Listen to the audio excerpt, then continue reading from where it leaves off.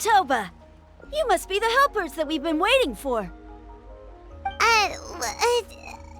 It's nice to meet you too, but we're just passing through. Oh, but Uncle Sanka said he was gonna send some of his friends over to help us. You sure he didn't mean you? Yeah, sorry. Whatever this is about, it sounds like you've got the wrong end of the stick. Wrong end of the stick? Darn it! We've been tricked, Hoonie. I should have known that Glasses Guy was a con artist. What are we supposed to do about the baby Saurians now? Time's running out. It's okay, Hoonie. Don't worry. Why don't you tell us what happened with these baby Saurians, huh? There's been a lot of unrest in the tribe lately, and my dad's Saurian got injured. Her name's Nana, and she has 3 little babies. After what happened to Nana, her babies were so scared that they ran off and hid. I'm really worried about them, so I decided to go look for them.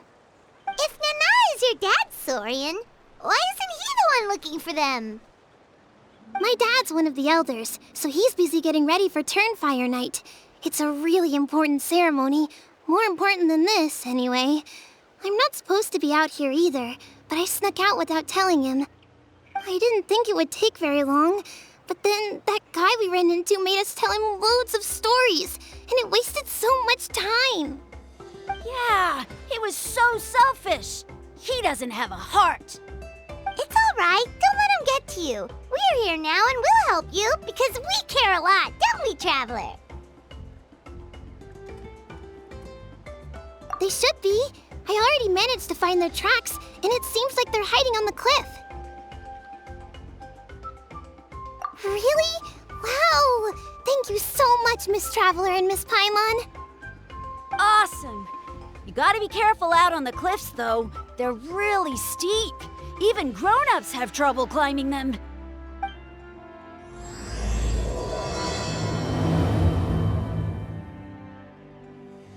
Goody said the baby Saurians are on the cliff, so let's find a way up.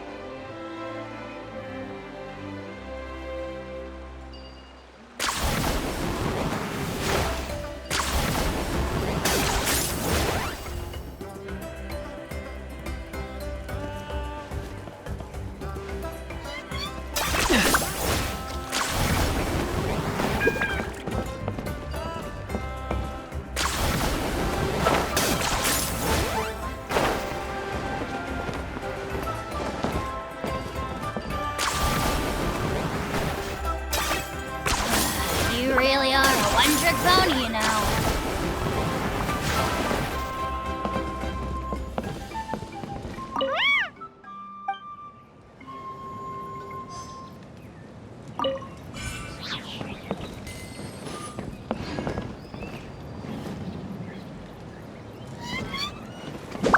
Right here.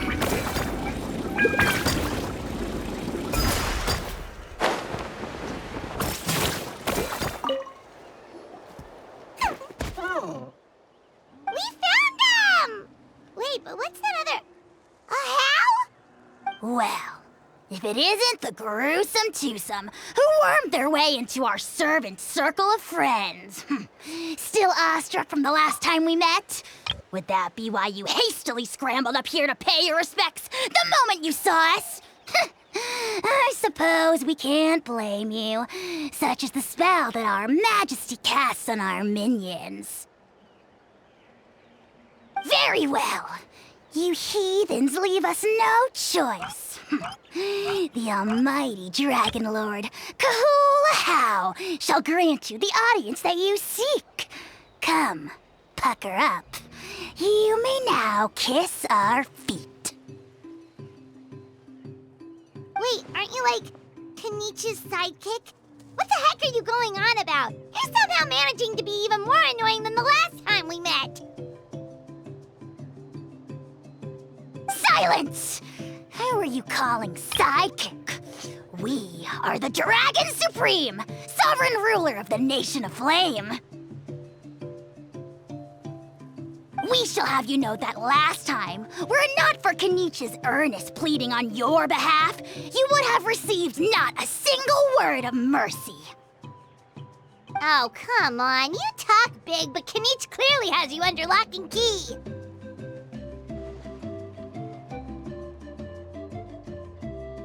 That's great, Sovereign, to you! You dare invite the wrath of the almighty Dragon Lord, Kahula-How! You will burn in turn fire for 1,000 years for your blasphemy!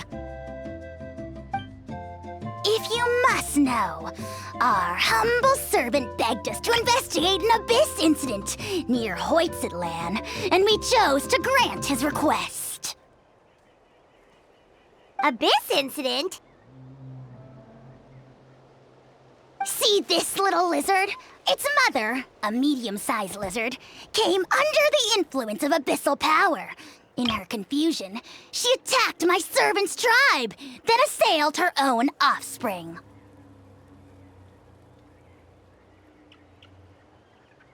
Yikes.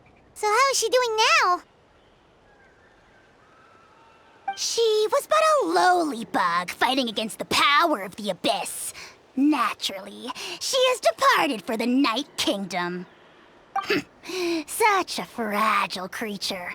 Apparently, she ended her struggle by leaping from a cliff. Leaping from a cliff? My dear anemic flying ant, as addled with questions as your head may be, please keep them to yourself and wipe that absurd expression off your face. We are the almighty Dragon Lord Kahula-How, not a wish-granting fountain. Anemic flying ant! You! Just you wait. Two can play at the ugly nickname game. We sense a faint abyssal energy. An evil sorcerer must be lurking nearby, but they are well hidden. If you encounter any suspicious outlanders, be sure to give them a robust interrogation. Suspicious outlanders? Wait, are you mocking us? Ha! How dare you cast aspersions on your ruler, heathen! You're just lucky that our servant has such vile taste in friends. Otherwise, we would beat you black and blue, and then purple, then black again!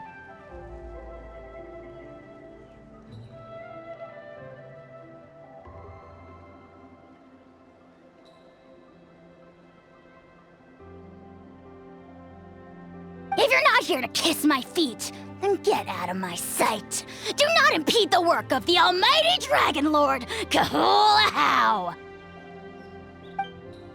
The potty mouth on that guy! Paimon is furious! Still, good to know about the abyss threat, huh? Wasn't expecting that. Let's not get sidetracked.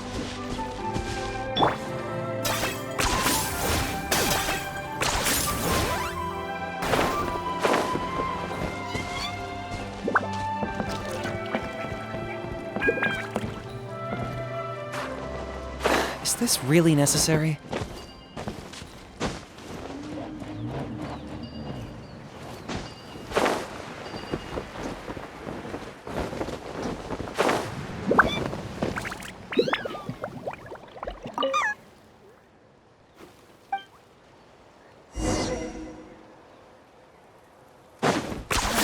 You really are a one-trick pony, you know.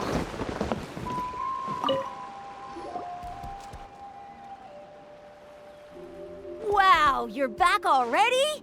That was so fast. I'm so glad that the babies are all right.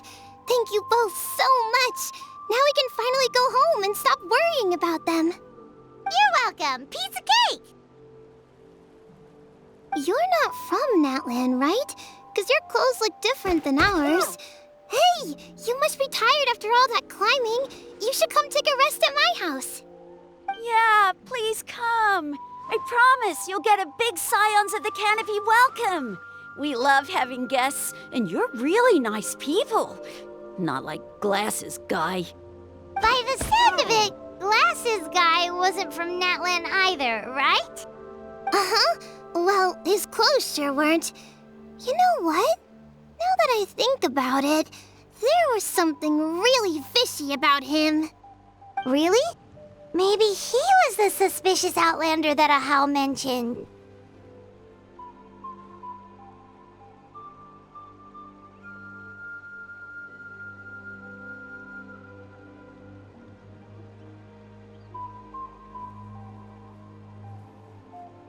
Sure, if you're interested. Oh, let me think. How did the conversation go again? Oh, please, mister. I've told you so many stories already. When are you gonna help me find the baby Saurians? Just one more story. One more, I swear.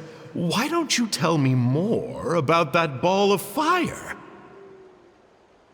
I heard that there was a huge transparent ball of fire that used to burn 500 years ago, 1,000 years ago, maybe even further back than that. Oh, you mean Turnfire. That's where the ancient name Mollypo comes from. Oh, wow. So it was the origin of an ancient name. That's impressive.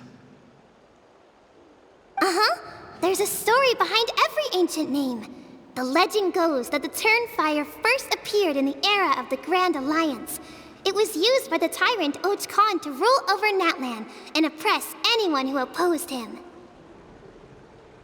Turnfire is different from normal fire. If you get set on fire with it, you'll feel horrible burning pain from behind you, but you won't die from it right away. And whatever you do, you mustn't turn back to look at it. Why? What happens if you turn back? As soon as you turn around, poof! You get burned to a crisp. Well, good golly gee. I mean, it's one thing to singe someone's clothes, but burning people alive? That is a big no-no in my book. Right? How nasty is it to burn someone from behind and not even let them turn around to look? Och Khan really was an evil tyrant. Yes, shocking behavior. Now, let me guess. Eventually, a valiant hero came to save the day? That's usually how these stories go. Good guess, Uncle Glasses. Seems like you really know your stuff. The hero was called Yupanqui. He's the ancestor of our tribe. Yupanqui was friends with Och Khan the tyrant, and also Shibalanke, the first Pyro Archon. He was working as an ordnance officer for the Grand Alliance at the time. He didn't like how Och Khan was such a cruel tyrant, so he stole the Turnfire and threw it at the Och Khan's army. The soldiers couldn't defend against it, and they all got turned to ash. And that's how our ancestors set our people free. But just as he was about to leave the city, he thought he heard Och Khan calling out to him from behind. It caught him off guard, and he turned around to look. But Och Khan wasn't there. All he saw was a city burned black, an army in ruins, and giant flames reaching up into the sky. A split second later, the flames he saw burst out from inside his eyes and swallowed him up. All it took was a single glance. As soon as he looked back, he was burned to a crisp. The question is, was this the price he paid for stealing the Turnfire, or the price of turning back? Nobody knows the answer.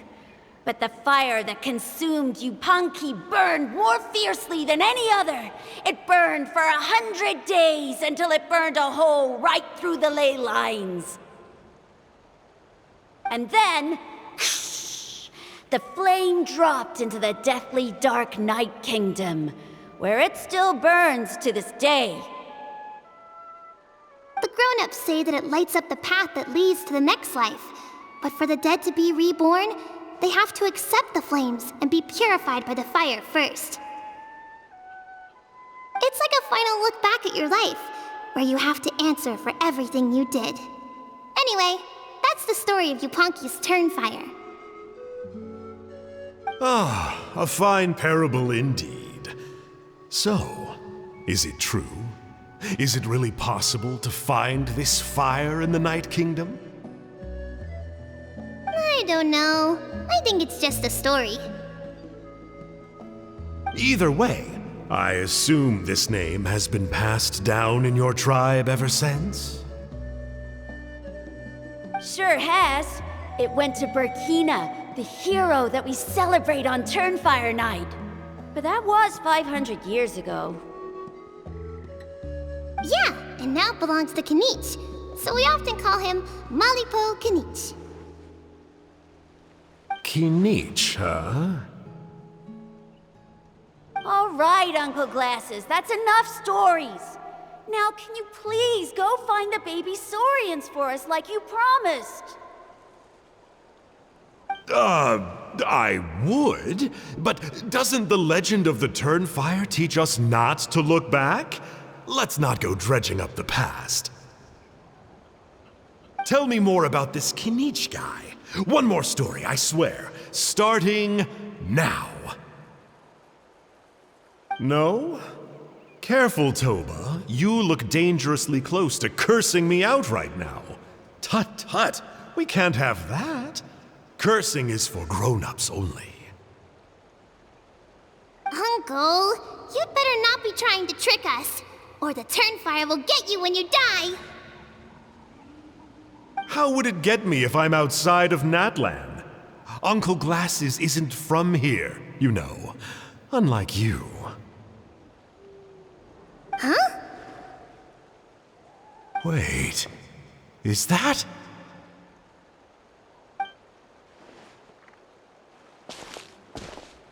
All right, kiddos. I'm a man of my word. 2 of my friends are on their way here, and, yeah, they'll help you out on my behalf. Work them like dogs, okay? That's what they're here for. Don't go easy on them just for my sake. Really? Well, first, can you tell us your name? We met at the foot of this cliff, so beneath the peaks, let's go with Sanka. Seriously? If you don't believe me, turn around and see for yourselves. They're right behind you. Huh? Where? Oh, wait! Uncle Sanka, where did you go? Yeah, definitely a fishy character. It sounds like he was digging for info about the ancient names. Yeah, and not only that, but he betrayed us too. He'll pay for this. All he got out of us was some stories, though. What's the worst that could happen? Traveler, maybe we should go tell Kanich about this. Ahau says he's investigating it, but he's a bit of a loose cannon. We probably shouldn't take him at his word. Huh? You know Kanich? Not very well, but we have met him before, and one time we had a meal together. Aw, man, I'm so jealous. I never even spoken to him. He's so cool. He's the Saurian hunter, and he has a really awesome ancient name. Me neither. I don't think my dad really likes him, though. He always tells me to stay away from him. Probably because of that little creep he always hangs out with. He's nasty, and he's so full of himself. Oh, the creep who calls himself Kahul Ahau? Yeah, we've had the pleasure of meeting him too. He sure loves pushing people's buttons. Exactly. I don't know why Kanich partnered up with him. Why didn't he pick me instead? Uh-oh. Hoonie, look how late it is. We've been out way too long. We better get home now or we'll get yelled at. Oh, yikes. You're right. Okay, well, this path here leads to our settlement. If you decide to visit, remember to come to my house. If there's anything you need, my dad can help get it for you. Hope to see you soon. We gotta run. Bye for now.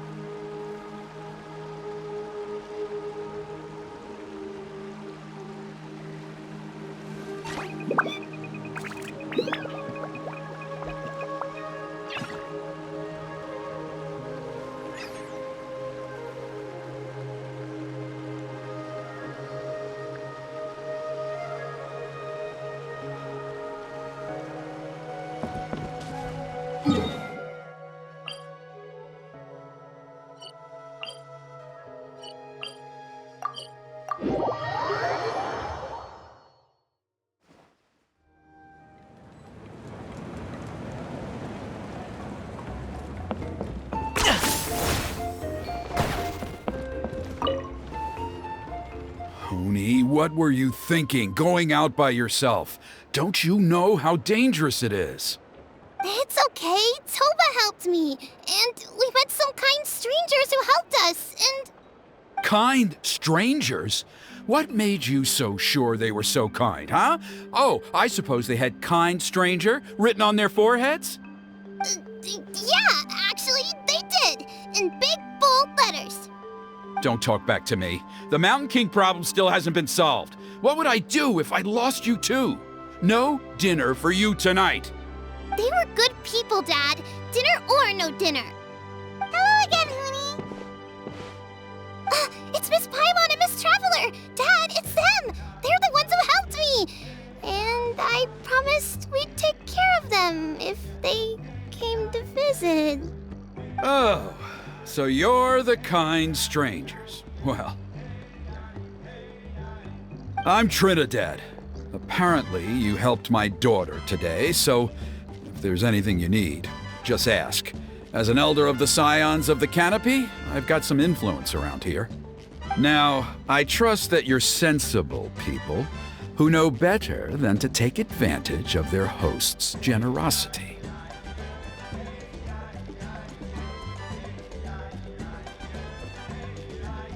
Yep, just helping a neighbor. We're not looking for anything in return. Oh? Well, let's hope so. Dad, please! They're not bad people. They've eaten at the same table with Kanich before. Be nice to them. Kanich! Wait! I heard that two mysterious travelers from afar showed up at the Stadium of the Sacred Flame. Are they you? And Paimon's the other. I do apologize. A lot's been going on in our tribe lately, and I suppose the pressure must be getting to me. I can't believe I was so rude to you. I feel ashamed. We got off on the wrong foot. Can we, start over? Oh, now we're talking. Seriously, though, don't worry about it. Already forgotten. We're just happy to see Hoonie got home safe and sound. Oh, you just arrived, I take it, and it would be my honor to give you a hero's welcome tonight. Careful now. That's quite an about face. We've heard that kind of thing can lead to spontaneous combustion around these parts.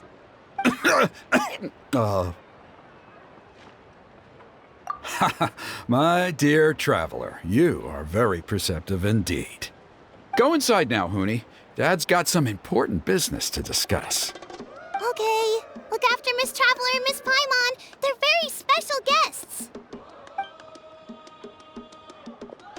Well, we'll hear you out, but we can't make any promises that we'll be able to help. Well, this is a matter of utmost importance. Please, allow me to explain. For many years, our tribe has celebrated the Turnfire Night. It is a traditional ceremony among the Scions of the Canopy in which we remember our ancestor, Burkina, and his companion, Kangamato, the Mountain King. Burkina was a hero who bore the ancient name Malipo, and Kangamato was a powerful Yumkasor warrior. Together, they fought against the Abyss. They were victorious, but it came at a great cost. Burkina paid with his life.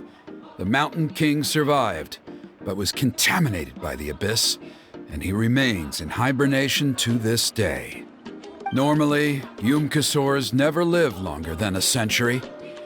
It is possible that the Abyssal power is responsible for his unnaturally long lifespan. Oh, that's right. The Mountain King is a living symbol of our glory, but even this glory comes at a price. The abyssal power inside him is highly sensitive, and when it is disturbed, he awakens and flies into a blind rage, attacking anything that moves. So, besides the ceremony, another important part of Turnfire Night each year is cleansing the abyssal power inside the Mountain King so that he will remain sound asleep. However, Abyss-related incidents have been on the rise in that land lately, as I'm sure you're both aware. As a result, it has become increasingly difficult to keep the Mountain King in hibernation. Only 5 months have passed since the last Turnfire Night, and he's already showing signs of instability. Has he woken up again? He has. We managed to contain the situation by performing a makeshift ceremony right away, but it was a close call. He could reawaken at any moment. Also, he attacked and wounded my companion, Nana, during the ceremony. She became contaminated by the Abyss as a result, and... We heard. Such a tragedy. We're really sorry for your loss.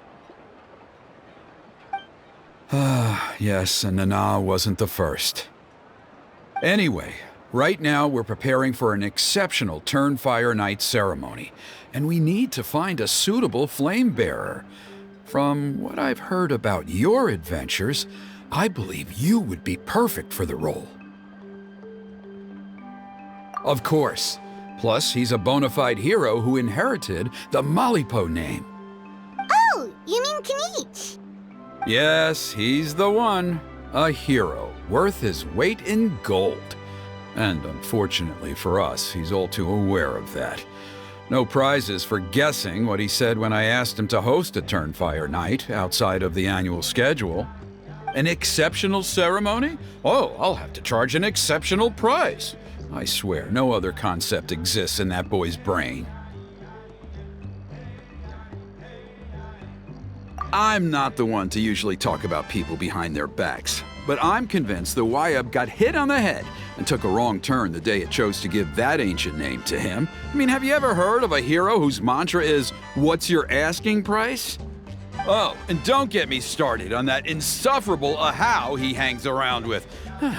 Thinks he's God's gift to mankind. Pompous fool. Yeah, Paimon has to agree on that last part. Anyway, the fact is, the ceremony can just as easily be done without him as long as we can find someone else. And besides, you two seem like much better candidates. So, what do you think?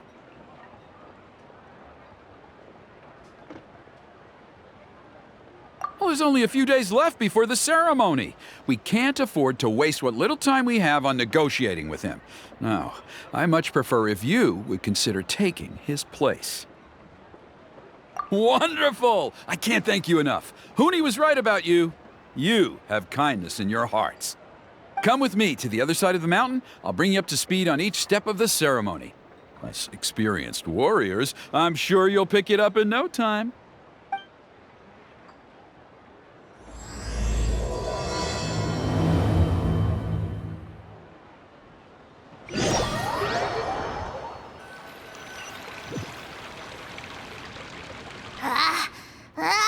Achoo! Curses! Who dares insult the great Kahul Ahau behind his back? Oh, great Kahul Ahau, bless you.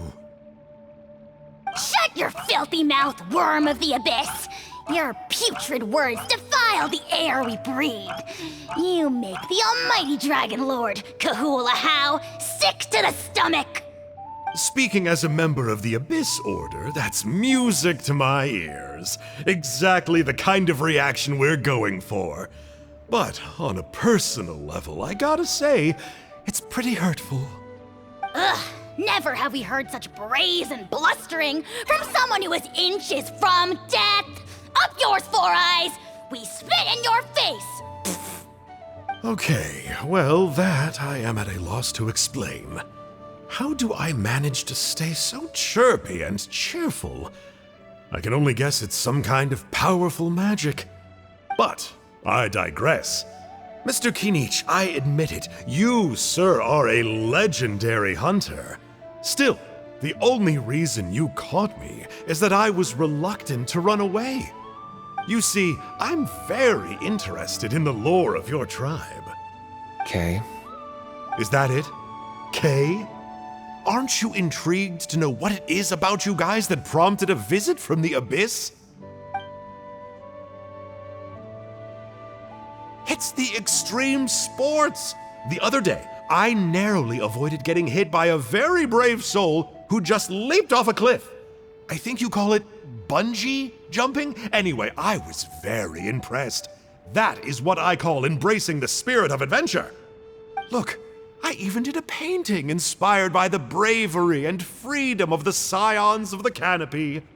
You scum-sucking swine! I swear, if you go bungee jumping, it'll be without a rope!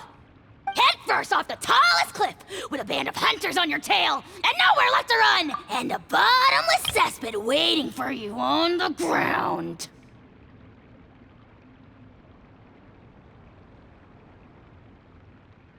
You say that, but I get the sense that Mr. Kinich isn't planning to take my life right now. On top of that, I'm tired of spying on you from afar. So why don't we just negotiate a comfortable operating distance that works for both of us? I've heard that the most important thing in human relationships is to respect each other's boundaries. What do you say, Mr. Kinich? Or you could tell me what it is you're really after. What? And then I'll name my price.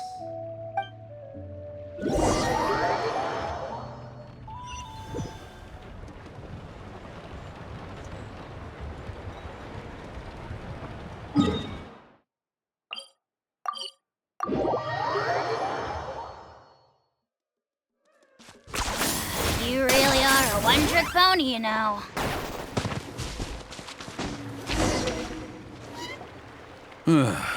The abyss contamination is back. No surprises there.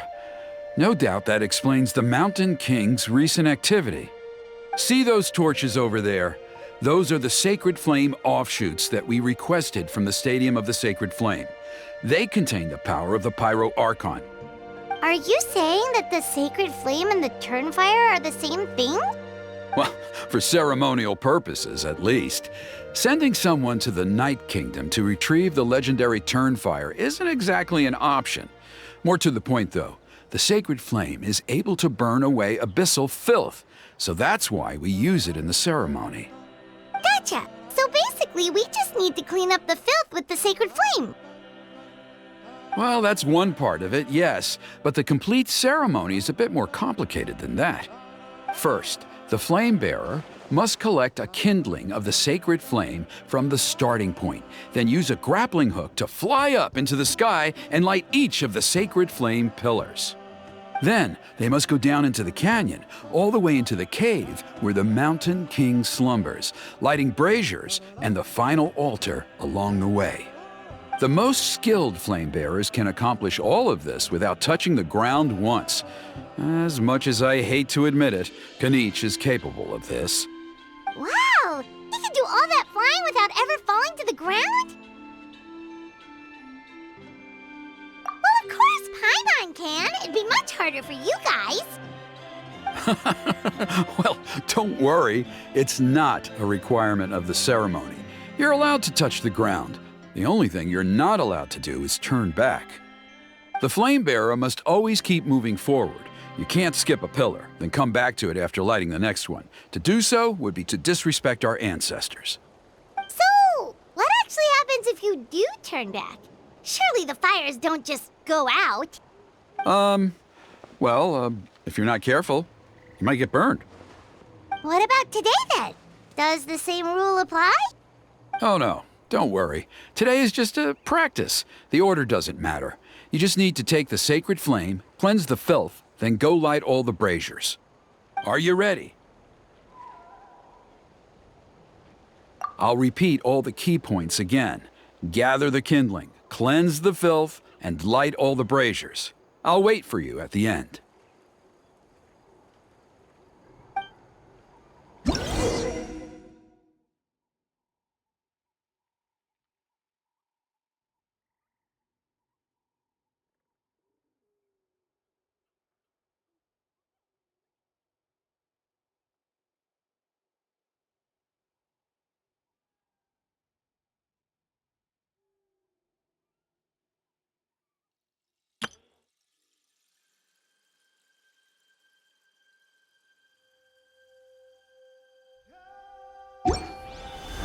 I'm not the friend to come to for words of comfort or encouragement. But when it comes to weighing the costs... All right, let's use this kindling to complete our mission.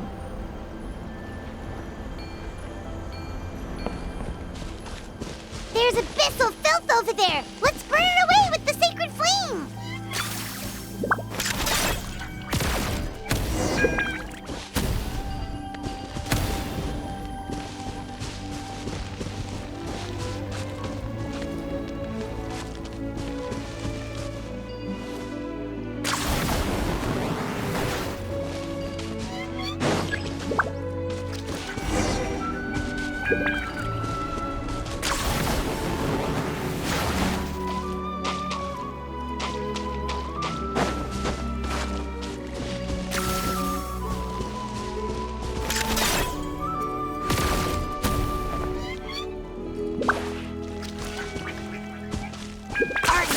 Running away?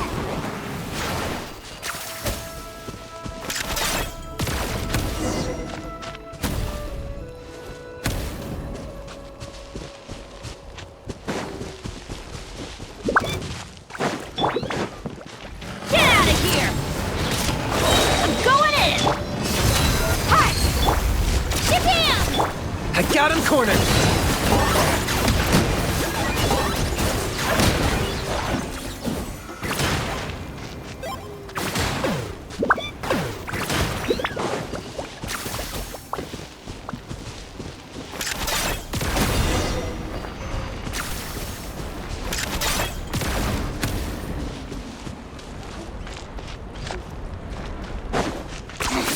10 points for agility.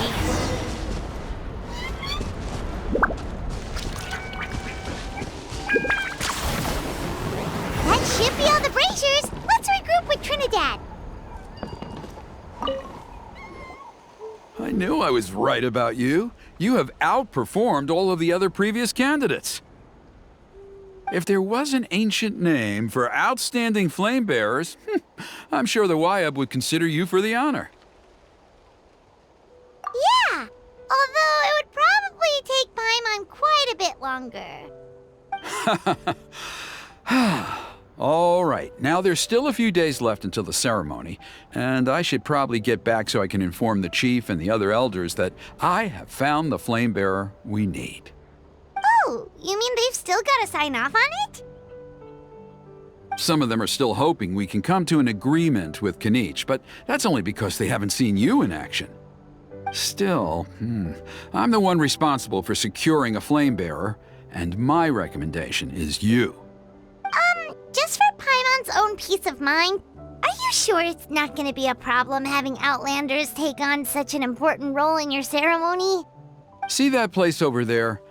There was a time, long before the age of Burkina and the Mountain King, when we, Scions of the Canopy, called that our home. After a period of upheaval, our ancestors were forced to move away. Now, it has become a place where our youths go to develop courage and kindle a spirit of adventure. If we fail to keep the threat posed by the Mountain King at bay, it might not be long before we have to move again and find a new home. So, to answer your question, I think everyone will agree that you are the right choice. Fair enough. Desperate times call for desperate measures. I'll need you to drop by my place at some point before the ceremony, if that's all right. There are still a few final details that we need to discuss. Okay, see you later then. You have my gratitude. We've helped out with a lot of other local festivals before, but this one feels a little different. Anyway, let's take a break before heading back to Trinidad's place.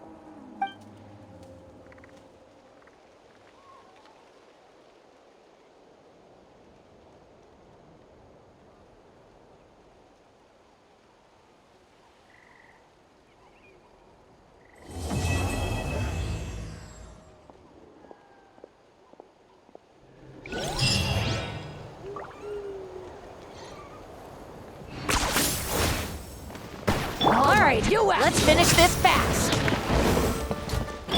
Buckle up. Adventure time. Everybody stand back. Clear the area! Let her live! For the Lord of the Night! Locked up! Your soul in sacrifice! That was quick. Forever home or peace.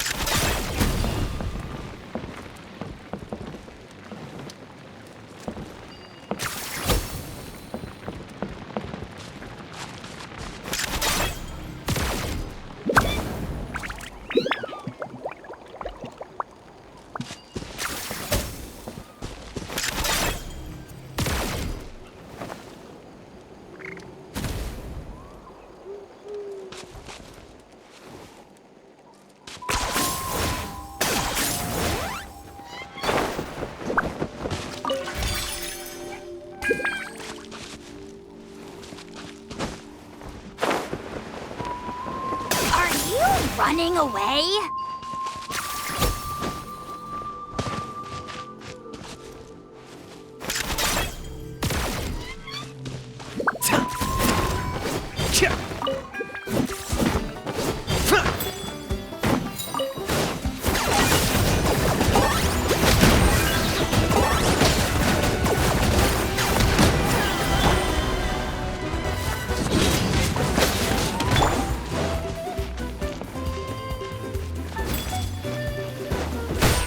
Let's get it on!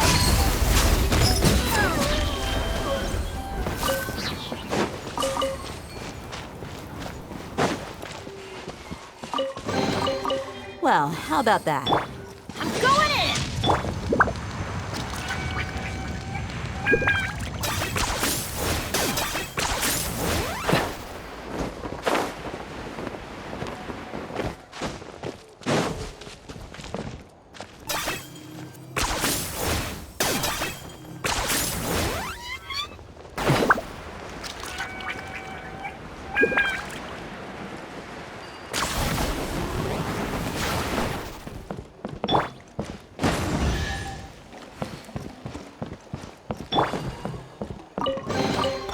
'Ugh, worthless pile of garbage.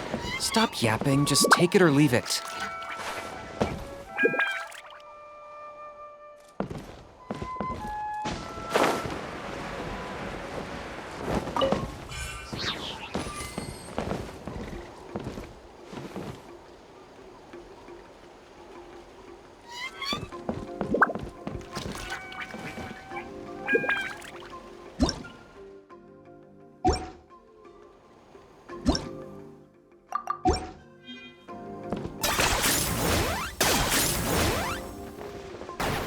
Is this really necessary?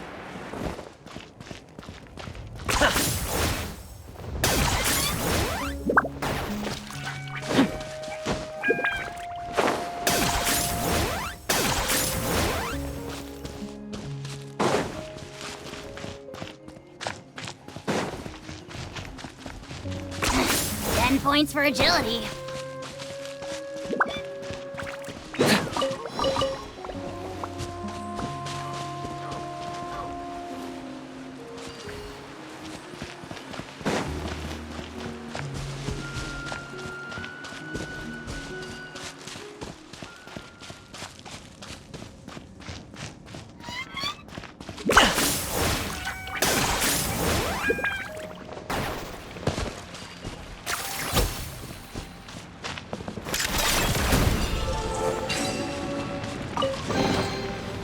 Everything has its use. Were you not given toys to play with as a child? Is that it?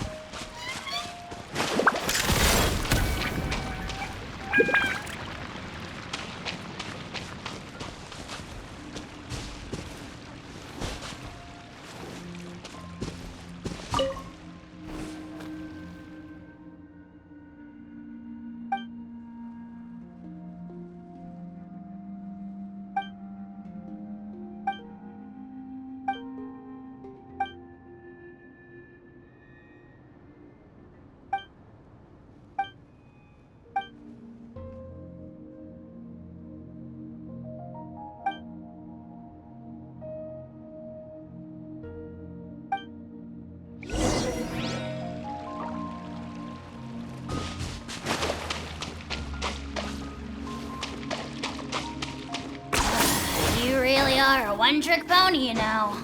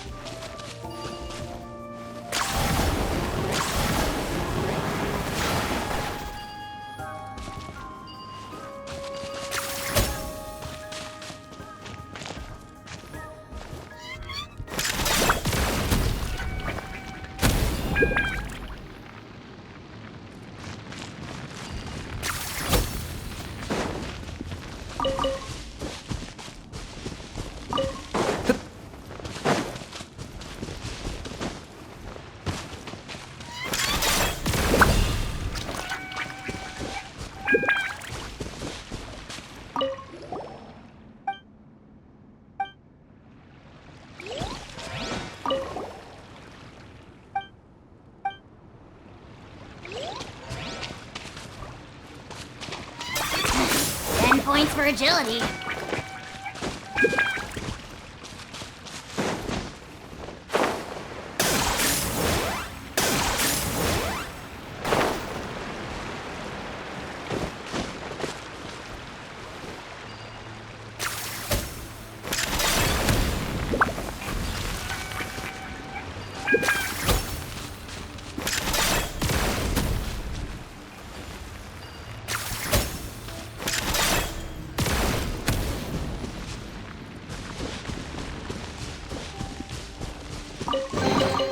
Do I get a share? You actually want this trash?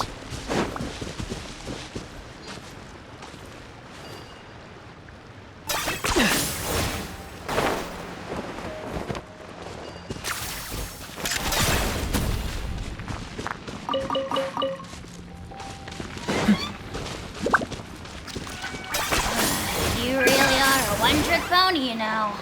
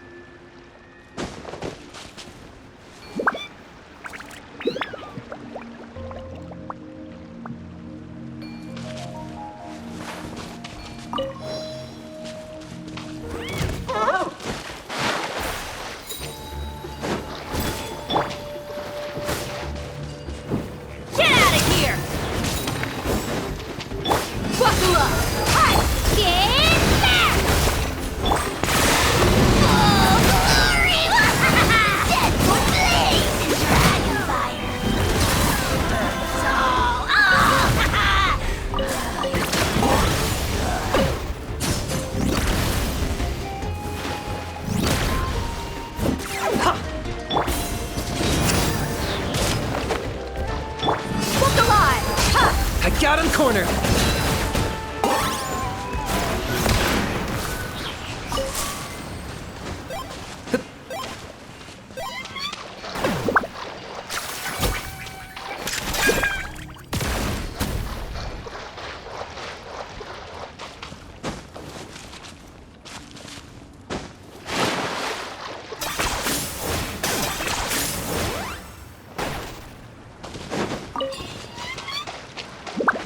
Are you running away?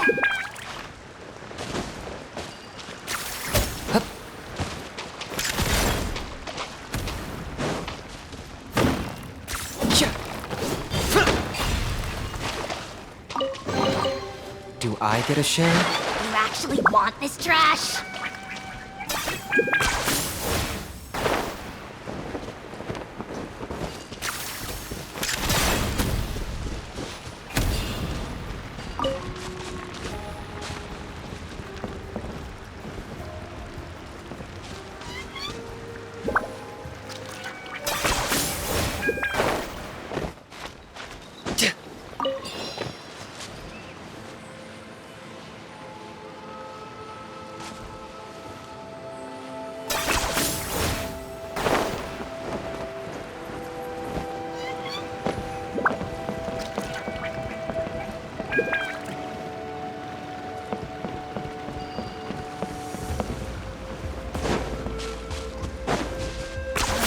You really are a one-trick pony, you know.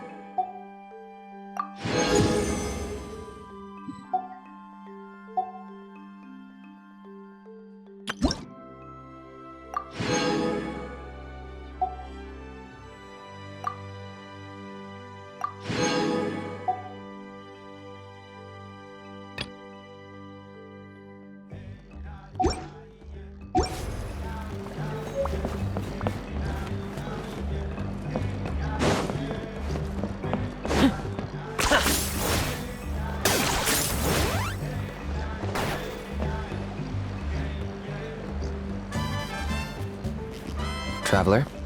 Paimon? Kanichi! Fancy meeting you here. We've actually been looking for you. I'll get straight to the point. I hear you accepted a proposal from Elder Trinidad. Oh, the, Turnfire Knight, you mean. You were still his first choice. It's just... Oh, jeez. Chill, it's cool. I only mention it because there's something you should know. And I suspect Elder Trinidad hasn't been completely forthcoming with you. His true intention is to resolve the Mountain King problem once and for all. Once and for all? You mean this'll be the last Turnfire night ever? That's right. He wants to use you to send the Mountain King to the Night Kingdom. To the Night Kingdom? You mean... To his death. Whoa, are you serious right now? You shouldn't go blurting out accusations like that. It could get you in trouble. Too blunt? Okay. I'll phrase it more gently. There is potentially a possibility that Elder Trinidad may be hoping that during the course of the ceremony, you kill the Mountain King dead. But that's ridiculous. He told us the Mountain King is a living symbol of your tribe's glory. And that glory comes at a price. Oh, that's right. The Mountain King is a living symbol of our glory, but even this glory comes at a price. Ah, yes, and Nana wasn't the first.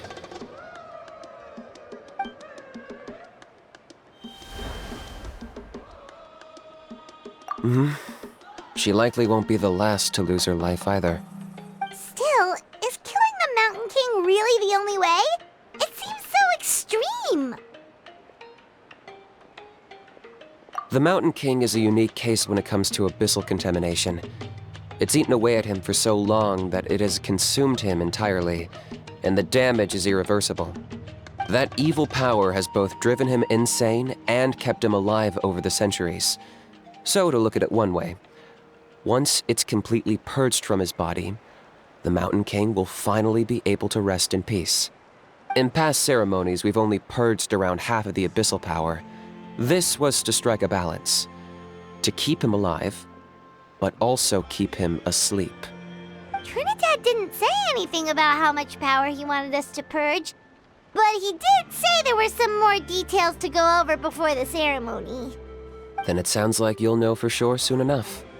If he really asks us to kill the Mountain King, what should we do? I know this must come as quite a shock, so I suggest you act like you didn't hear anything for now. But would you have time to visit the chief after your meeting with Elder Trinidad? I'd like to make a deal with you. What kind of deal? One that comes at a very reasonable price. I'm sure you have plenty of other questions, but we can talk more later. Good. See you soon.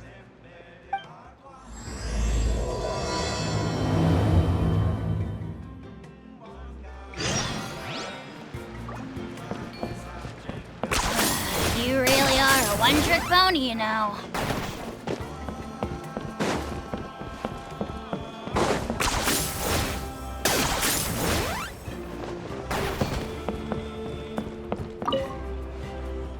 Ah, mighty Outlanders, you have returned. Did you have a good rest? It was, pretty good, yeah. Glad to hear it. Things are progressing very smoothly on my end. Many of the elders have heard of your heroic deeds, including the chief. They all speak very favorably of you. There are still those who insist that the ceremony should be performed by the bearer of the Malipo name. But they're just stuck in the past. We need to move with the times. Plus, Kanish doesn't want to do it anyway. Exactly. So, now, it's time for us to discuss the finer details of the ceremony. We covered the fire lighting part of the proceedings yesterday. The next part is the purification of the Mountain King. It's quite simple. You just need to use the sacred flame. We've done it plenty of times before, and it's always very routine. I'm sure you won't have any problems. One point I'd like to stress, though, is that you need to burn away as much of the abyssal energy as you possibly can.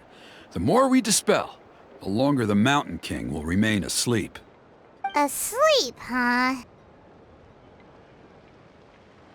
Precisely. In previous years, the Flamebearer has often been unable to dispel a sufficient amount of abyssal energy. That's the only reason why we have to perform the ceremony on a regular basis. But I understand that you have a lot of experience fighting against the Abyss, and you seemed to wield the sacred flame quite effortlessly yesterday. With your help, I'm optimistic this time we can dispel all the remaining abyssal energy from the Mountain King's body, freeing us from this ever-looming threat for many years to come. Traveler? So this doesn't faze you at all, huh? You clearly have a lot of confidence in yourself. That's all you really need to know. The ceremony's in 3 days. I'll come and fetch you when we're ready.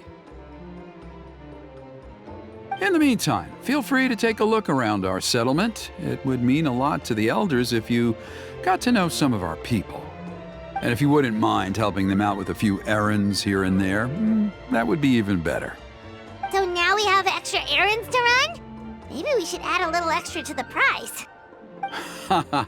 Just a humble suggestion, that's all. It will help you gain the respect of our people, and as a mighty hero, I truly believe that's what you deserve.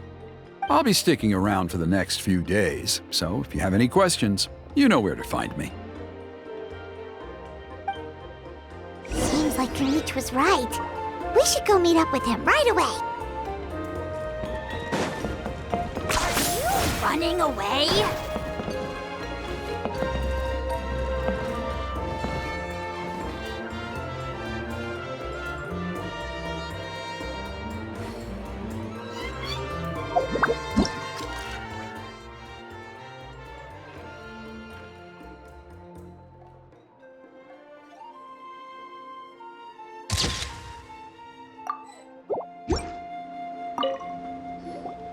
Huh, you're here. Canopy, Elder Trinidad said that... I can tell. It's written on your faces. Is that the Traveler in Paimon? Forgive me for not being there to welcome you on your arrival. That should have been my duty as chief. Hello, Chief Waina. I only heard the news from Trinidad yesterday, so I asked Kinich to invite you over for a quick chat. I believe Kinich has already filled you in, so I'll get straight to the point. Firstly, I fully endorse your appointment as flame bearers for the upcoming Turnfire Night. However, I would like to request that you take steps to ensure the Mountain King's safety. Every child of our tribe grows up hearing the tales of our heroes, from Yupanqui the Firebringer to Burkina and the Mountain King who fought against the Abyss. This is our history and our heritage, the source of our pride and the center of our faith. To kill the Mountain King would be to destroy our spirit. I would never be able to face our ancestors in the Night Kingdom. Nana's death was a great tragedy, and I do not blame Trinidad for the actions he has taken. Nevertheless, I cannot allow any harm to come to the Mountain King. The very roots of our identity are at stake.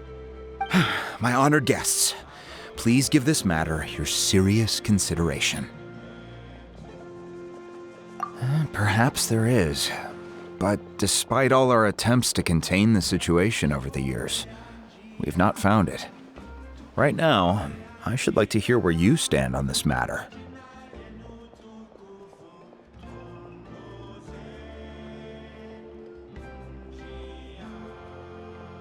Though I sense that your mind is not yet made up, I'm still comforted by your words. There are 3 days left before the ceremony. I hope they will bring you clarity. So, Kanich, earlier you were saying that... Let's walk and talk. I'll show you around the tribe. That works too. Paimon needs to get some air after this.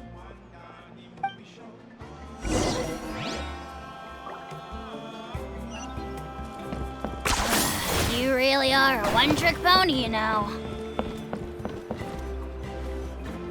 Kanich, Paimon finally understands why you turned Trinidad down. You knew what he was planning, didn't you? That's why you didn't want to be the flame bearer this time, because it's a double-edged sword.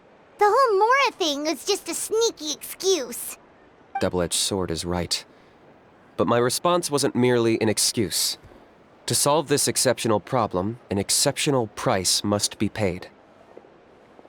I'm working on it. Really? Well, come on then, let's hear it. In a moment. Didn't you have a question you were about to ask me? Oh, yeah. What was it again? Oh, right. We need to talk about Hal. He's completely unhinged. I agree that he has a problem.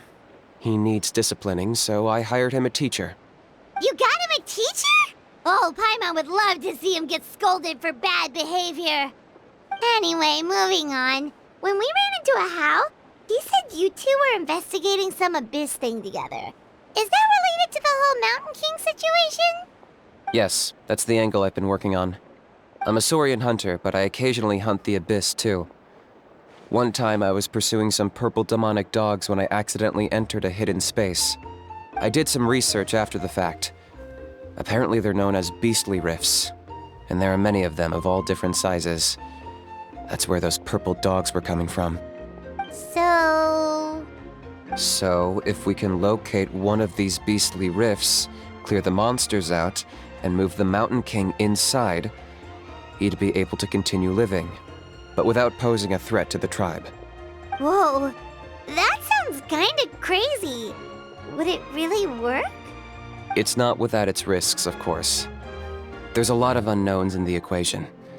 For instance, for all we know, a prolonged period inside the rift could make the Mountain King's condition worse. Still, we desperately need something like this, even just as a temporary measure. You've seen the conflict the issue is causing in our tribe for yourselves, and believe me, it's been a long time coming. The chief is adamant about keeping the Mountain King alive, whatever happens. Paimon can understand. It's less about the Mountain King and more about preserving your culture and heritage. Yes, but on the flip side, you've got people like Elder Trinidad, who is more concerned about protecting the people he cares about now and into the future. And he has every right to take that view. It's one thing to try and preserve the last remnants of a glorious past, but making your kin pay the price for it? No one can seriously tell them that's a fair trade. You're right. There's no easy answers here. Let's leave that to one side for a moment and assume we go with your plan. How do you actually intend to find one of these beastly rifts? Because at least in our experience, the dogs open the rifts when they want to attack us, not the other way around. I think I know a way. You have any better ideas? Not at the moment, but it just feels like using the power of the Abyss for our own ends isn't gonna end well. After all, the Abyss is what turned the Mountain King into a monster in the first place. People are gonna think you've lost your marbles. If it doesn't end well, then that's the price we pay. Everything in the world comes at a price. Even when Yupanqui, the Firebringer, stole the Turnfire, it cost him dearly. The Mountain King's erratic outbursts have brought tensions within the tribe to a boiling point. Unless this gets resolved quickly, everyone will be stuck in a stalemate. All right. So what's this deal you wanted to make with us? We're hardly experts on exploiting abyssal power.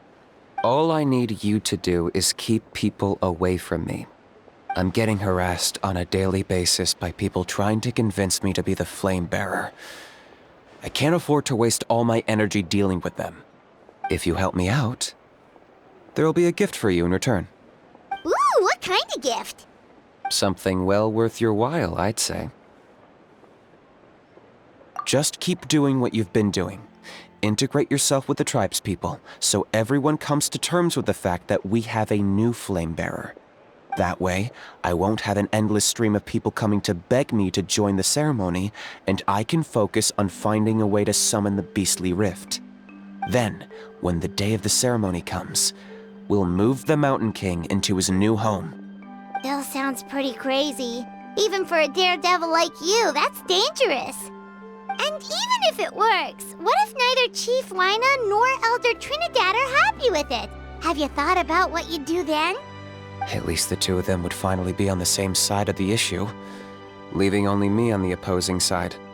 The tribe needs leaders like them far more than a Saurian hunter for hire like me. Can I take that to mean that we have a deal? For sure. And who knows, maybe we'll come up with an even better solution to all of this in the next couple of days. Great. Well, for the next couple of days, please spend some time among the tribe and lend a hand wherever you can. I'm sure everyone will be swept off their feet when they meet our new flame bearer. Good luck to us both.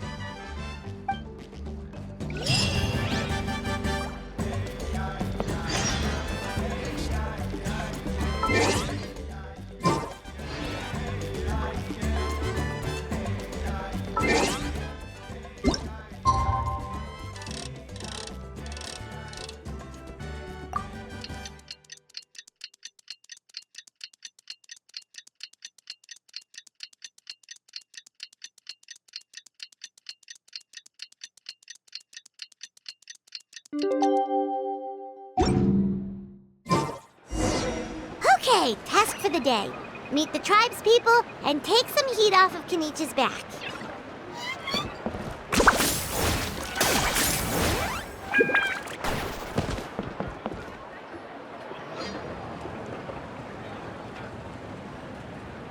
Hoonie, how can you call the Mountain King a monster? Because he hurt a lot of people. And look what happened to Nana. But it wasn't on purpose. The Mountain King is sick, that's all. He's been hurt by the abyss. That's true. But the fact remains that he's now a threat to all of us. How can you be so harsh to someone who's sick? If you don't take back what you just said, I don't know if we can carry on being friends. Toba, Huni, what's wrong? Hoonie's saying nasty things about the Mountain King. It's not right. He's our hero. Once upon a time, maybe. But not anymore. Yesterday, maybe, but not anymore. Toba? Fine. I guess my dad is right. Things change, and you just have to accept it and move forward. As of today, our friendship is over. There's no going back. Oh, come on, cut it out, you two. We have some great news to tell you. The Traveler is gonna be the flame bearer for the next Turnfire night. She's gonna do a beautiful ceremony and cure the Mountain King's illness for good. What? Really? So that's what my dad wanted to talk to you about? To be fair, from what we saw the other day, you are pretty good at climbing cliffs. Probably just as good as Kenich. Wait, speaking of Kenich, where even is that guy? Oh yeah, good question. Is he not coming to the ceremony anymore? We can get him to come, but if he catches you two fighting again, he won't be happy. He'll be sure to give you both a piece of his mind. Oh, we can't let that happen. I've never even spoken to him before. I can't afford to make such a bad first impression. I didn't mean to argue with Toba. All I said was that the Mountain King has done some pretty bad things. He was the one who turned it into a fight. Yeah, if you weren't friends, there's no way Toba would have come to look for the baby Saurians with you. All right. Well, because it's the Traveler and Paimon and Kenich, I'm sorry, Toba. I'm sorry for all the mean things I said about the Mountain King. Dad just really misses Nana, and I was really upset that she's gone, too. Huh? Oh. I shouldn't have spoken to you the way I did either. It wasn't very nice of me. For the Traveler and Paimon, Kenich, and for Nana. I'm sorry too, Huni. That's more like it. Now you're best friends again. Guess so. Toba, if I ever say something mean about the Mountain King in the future, I'll make sure I say it to someone else, and not you. I'd better go buy some colored cloth for my dad now. He needs it for Turnfire night. Let's play again some other time. See you, Toba. See you, Traveler and Paimon. Okay. I'll head home as well then. See you next time. Okay, take care, you two. Even though they said they're sorry, it looks like their friendship isn't as strong as it was before. we can solve this once and for all. Come on, let's move on.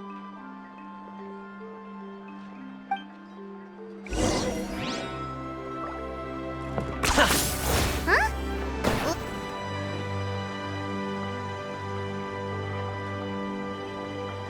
Hey there! What's happening here?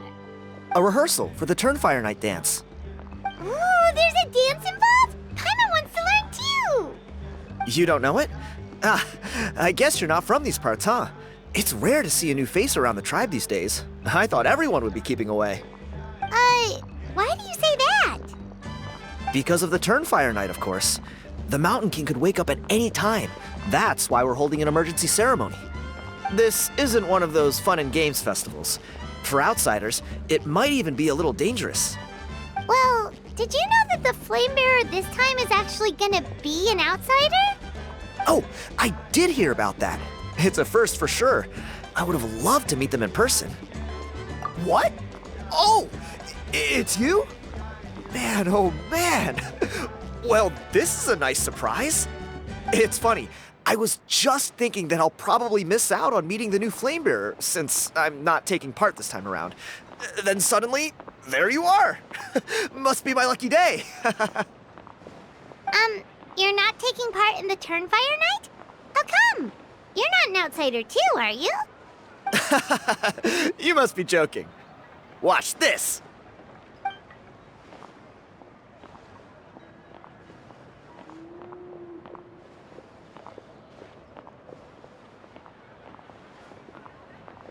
Not bad, right? Yeah, I'm considered one of the better looking guys who dances beneath the pillars of the sacred flame. Been doing it a few years. Always gets the ladies out to watch. Oh, very impressive. So why'd you quit? Well, I feel like the whole Mountain King situation is getting more and more precarious. It's just not safe here anymore. One of our elders' Saurian companions even lost her life not long ago. The question is, what are we going to do about this in the long term? But our leaders don't have any answers for us. They're probably too busy fighting about it amongst themselves. The way things are going, it's only a matter of time before it gets violent. So I figured, you know what? Now's as good a time as any to get away for a little while. Go do some exploring. You look a little disappointed.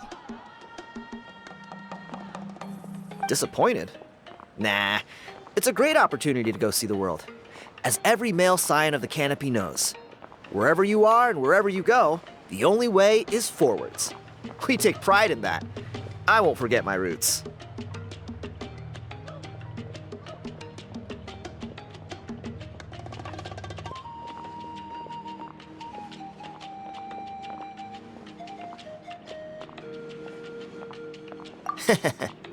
I managed to get in touch with the Saurian Relics Association.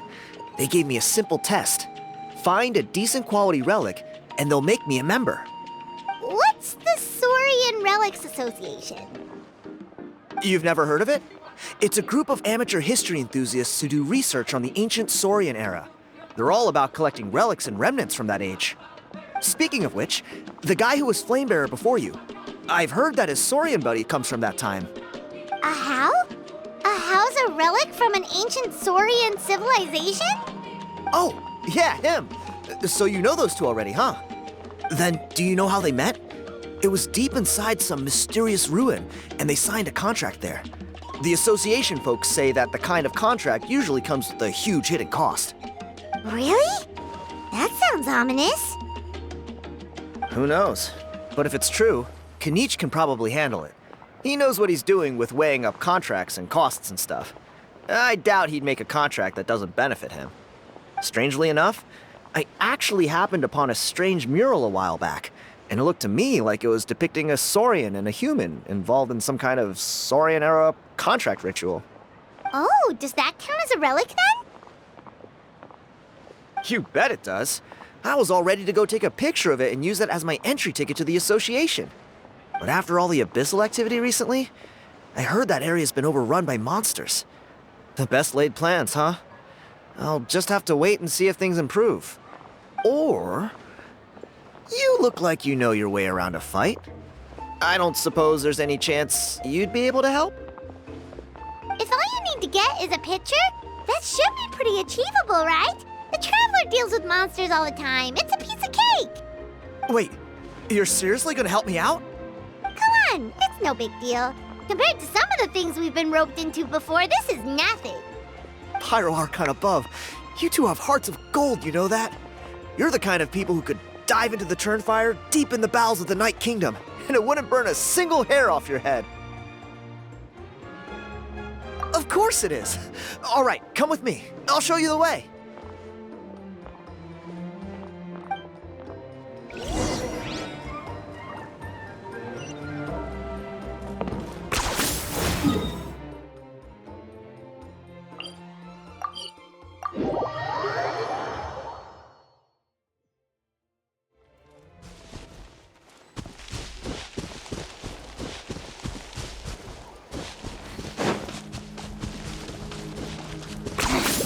Points for agility.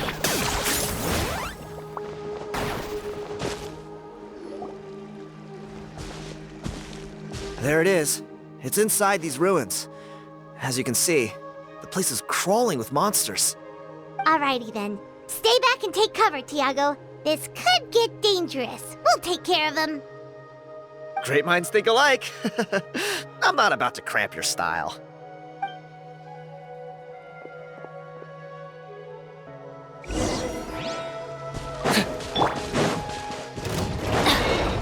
Teamwork is dreamwork!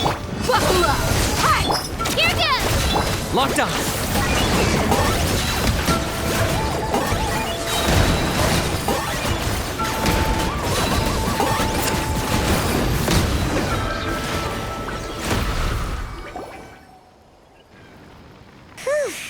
That should be the last of them. It's a good thing Tiago had the sense to stay in his hiding place, or things could have gotten really hairy for him. Hey, look! That's gotta be it, right? Definitely looks like a mural. True.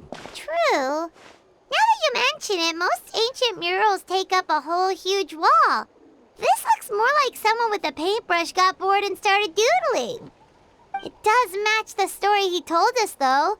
There's a Saurian and a human. So, is that supposed to be what an ancient contract ritual looked like? Whatever. We're not here to decipher it. Just photograph it.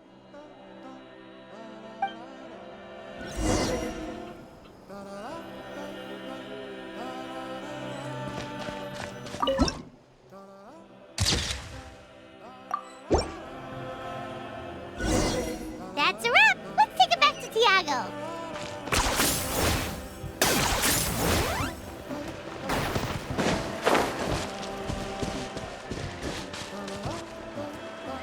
You've been robbed? Oh, Ponche. And I thought my luck was bad. Oh, I put blood, sweat, and tears into that, and now I've got nothing to show for it. Some gap-toothed goon stole it from me.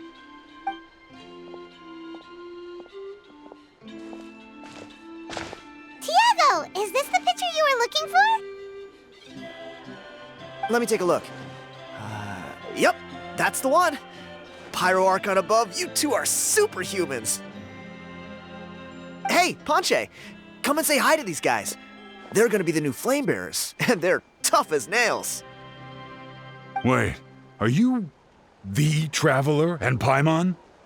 Huh? You already know each other? I don't think so.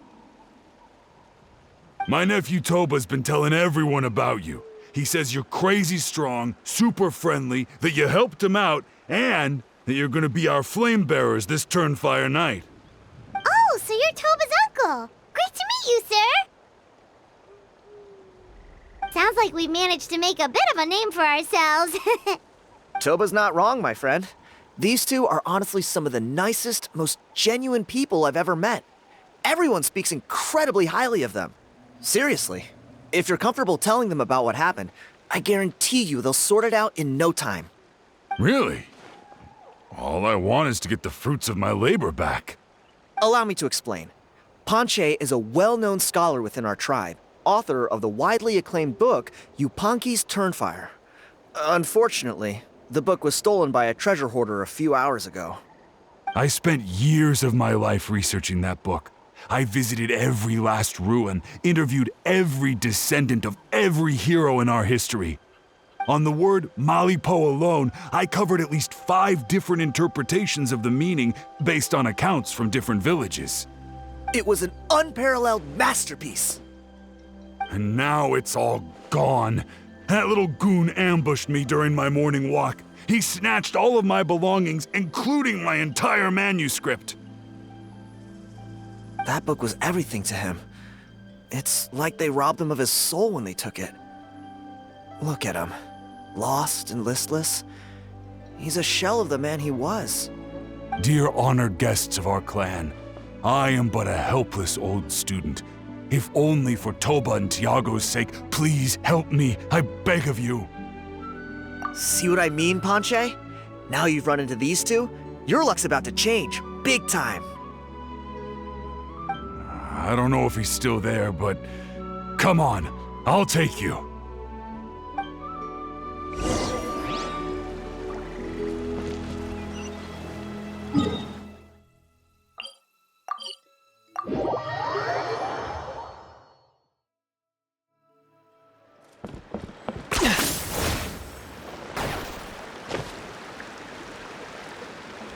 Hey! You thieving rat! Give me my things back! What do you want now, you old bum? God, you're a waste of space. Prepare to get shoved butt first into a tree hollow. Oh, what's this? Brought a little bodyguard with you, huh? All right, let's see what you've got. What's this?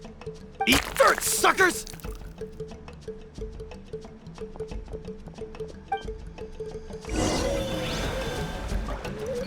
Hey, he's trying to get away! You good? Let's chase him down! Stop, please! By all the warriors, heroes, gods, and kings, I can't run any longer. Please, I don't have your stuff anymore. Have mercy. Oh yeah? Well, where is it then? I threw it away. You threw it away?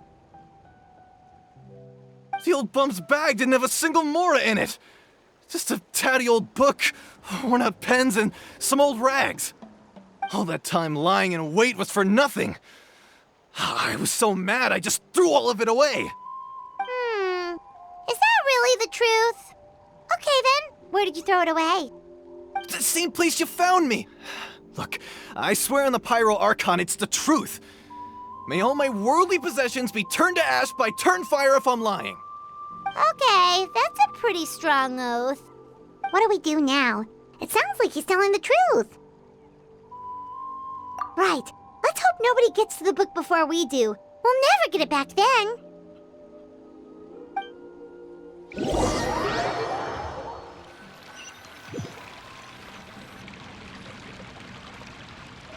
Although the Turnfire is a heroic symbol in Hoytzatlan, it always comes with the more ominous implication of eventual tragedy. This holds true for all bearers of this ancient name in recorded history. Each one of them died of non-natural causes, as if the specter of the Turnfire was always lurking in the background. This appears to suggest the existence of some higher power that is always watching the name-bearer, examining their actions, and eventually demanding payment in return. None can escape this payment, unless, perhaps, they could honestly swear by Turnfire to never make a single mistake in their entire life. Yupanki's Turnfire. What an incredible work on ancient name philology. I can't believe it was just lying there for me to take. Let me see, the author is Ponche. Nice. A gentleman and a scholar. Silence, book muncher! The great Kahulahow will suffer your droning voice no longer. Do you truly find no joy at all in perusing such rich historical records? Joy? What joy is there in this pointless drivel? Well, it makes a pretty shocking prediction. Every bearer of the ancient name Malipo eventually meets a grisly end. Maybe that's the price you pay for the name that means price? What? You're saying Kenichi will die a violent death? So I'll finally get to take over his body? When will that glorious day arrive? The great Kahula How demands to know!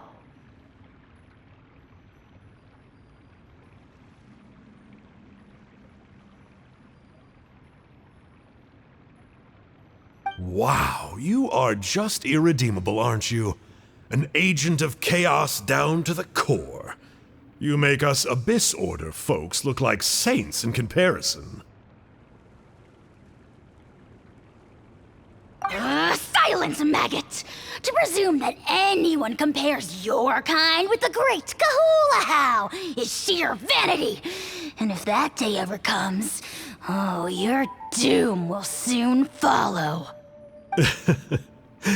You don't need to lecture me about Doomsday. Here's what I know, based on countless historical texts. All civilizations will be reduced to rubble by the passage of time.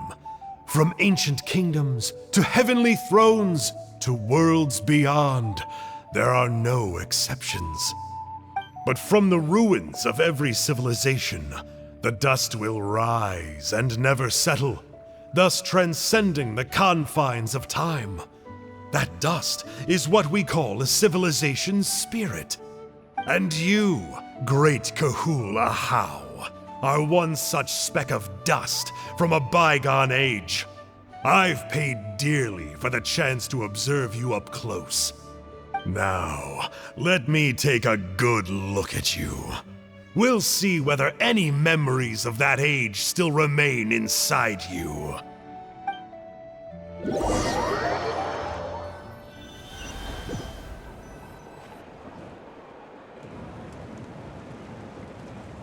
We're so sorry, Mr. Ponche, but we couldn't find your manuscript anywhere.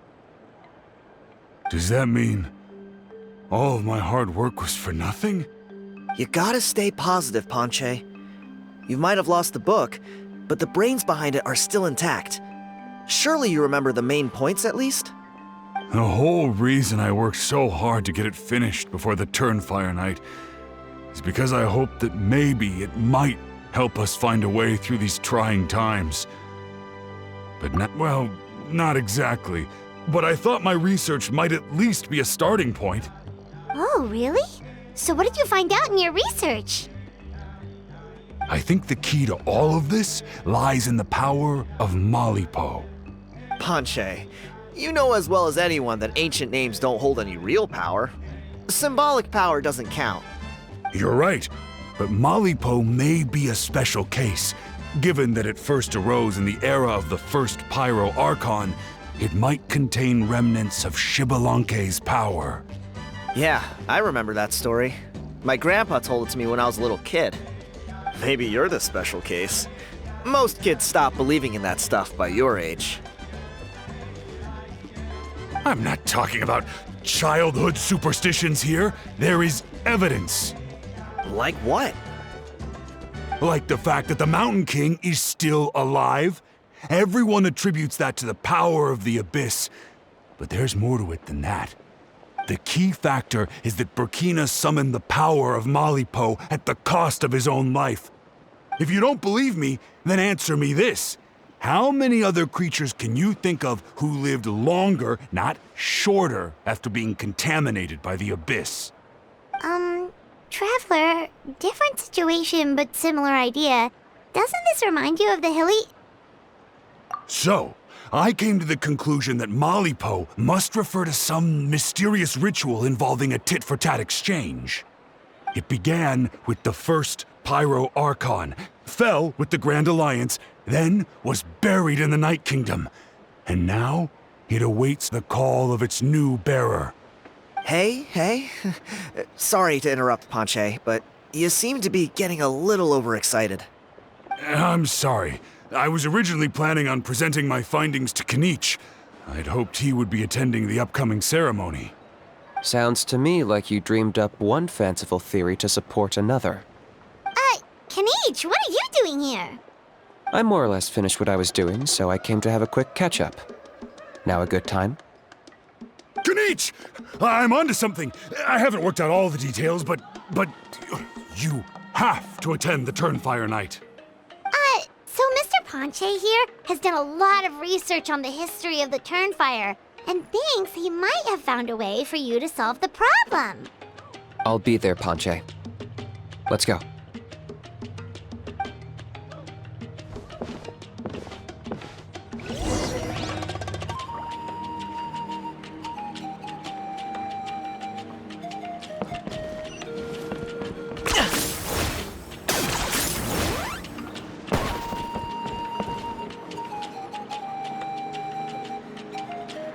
Here will do.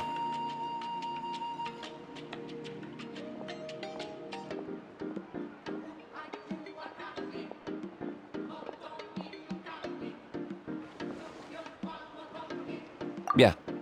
I'd like your help giving it a trial run tomorrow. If that works, we have our plan come Turnfire Night. Sounds like you're not considering Ponche's idea. You heard him. He hasn't worked out the details yet. We need a more practical solution with concrete steps to follow. Yet. Are you saying you think he might actually be onto something? I think it's possible, based on something I know about the war 500 years ago. Burkina didn't fall to the abyss. He was killed by the Mountain King in an episode of madness. In his final moments, Burkina made the fateful decision to not fight back, and instead pass his blood and power on to the Mountain King.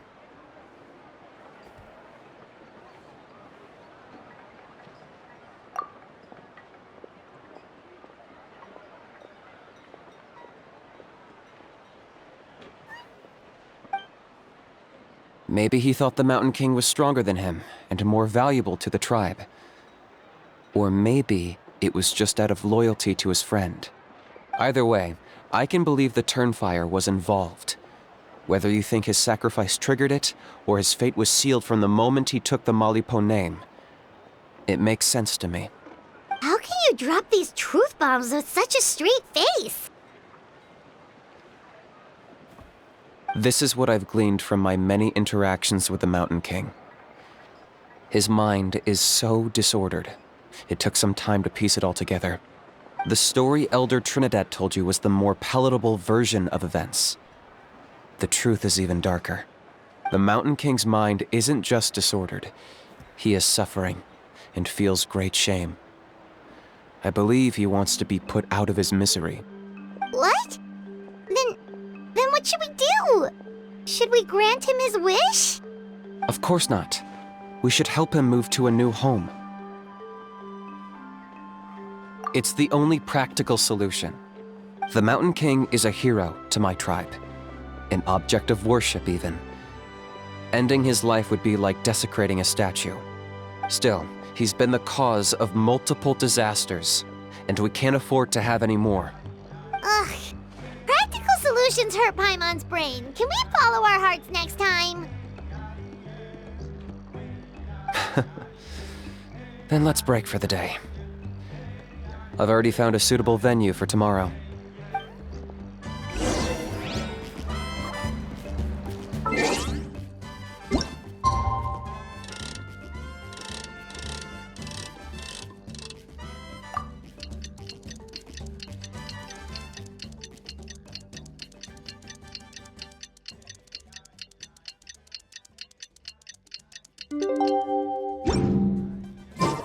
Here's how I allocate my energy on a job. 70% goes to investigating. 10%.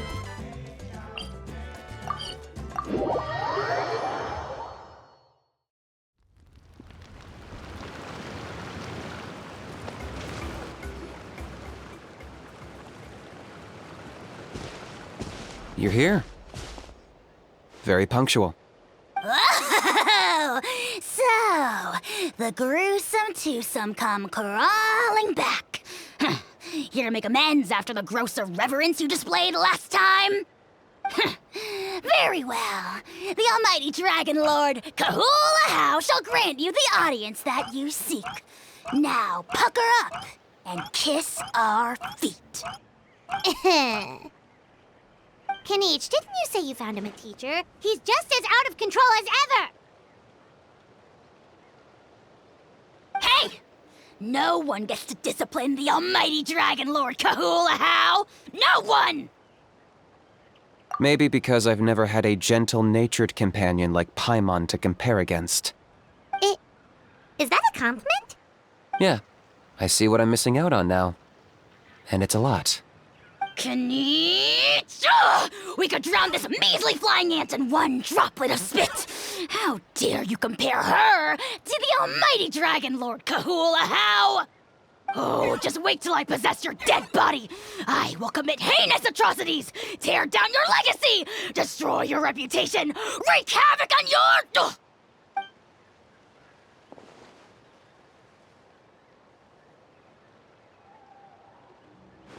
Traveler, Paimon, let's get down to business.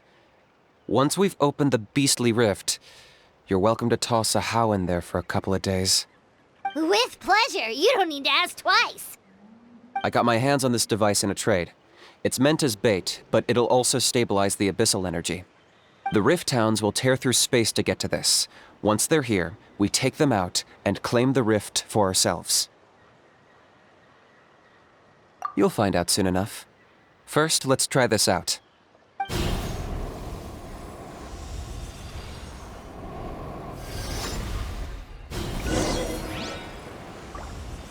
They'll tear you to pieces given half the chance, so be careful. Just watch me. Everybody stand drilling down!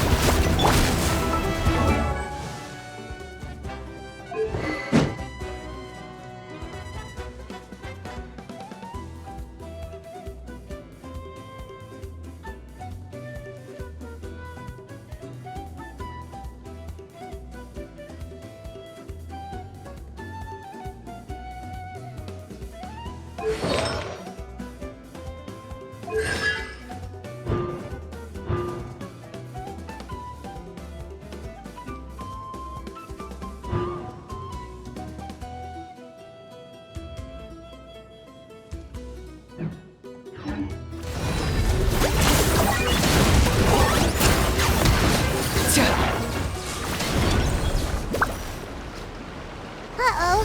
Are there even bigger ones on the way? You see, Kanich? I'm a man of my word. In fact, I'd say I under-promised and over-delivered. Nifty little gizmo, isn't it? I take it this is your true form? Now that our deal is complete, it's time to start the next phase of our relationship. I made a promise to the great Kahula-How, and now I'm here to seize your body for his use. Cliché, I know. The hero's trusted partner sells him out to the abyss in a shocking act of betrayal.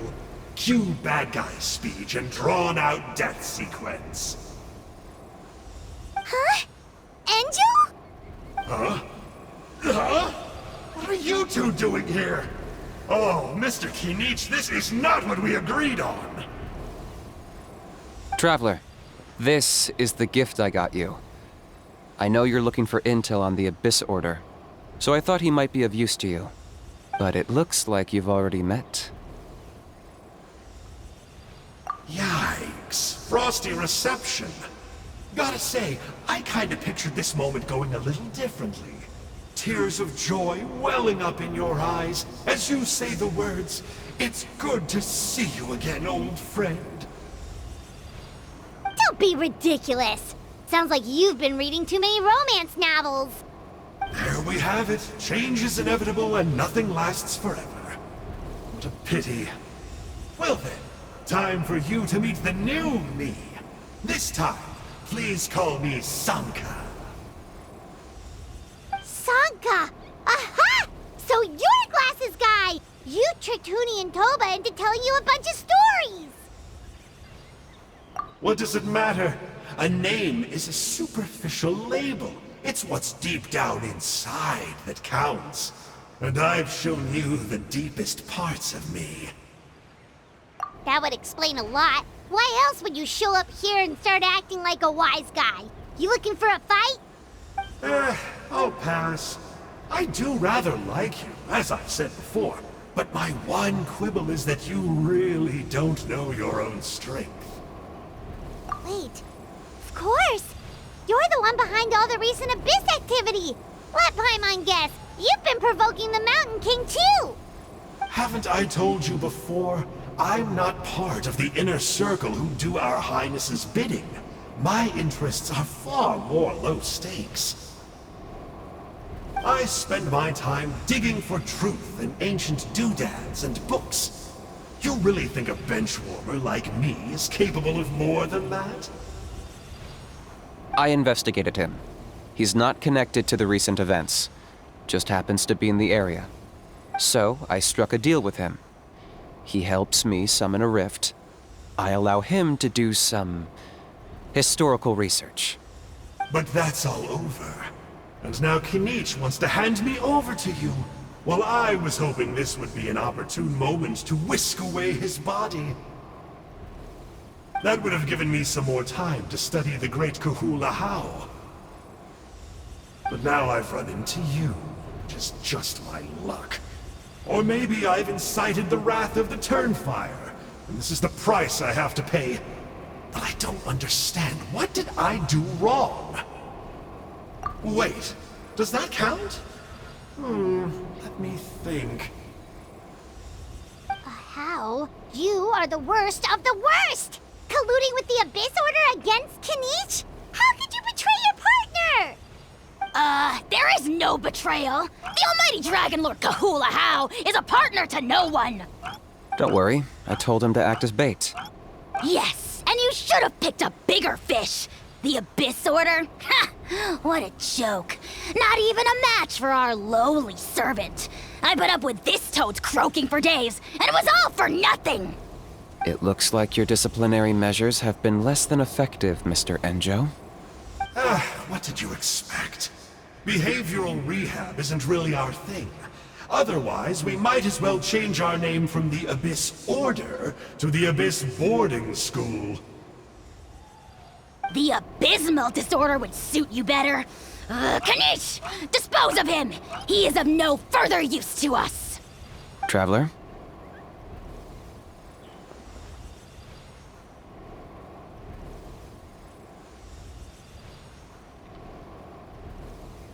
Hey now, I may be a lowly clerk, but don't underestimate me.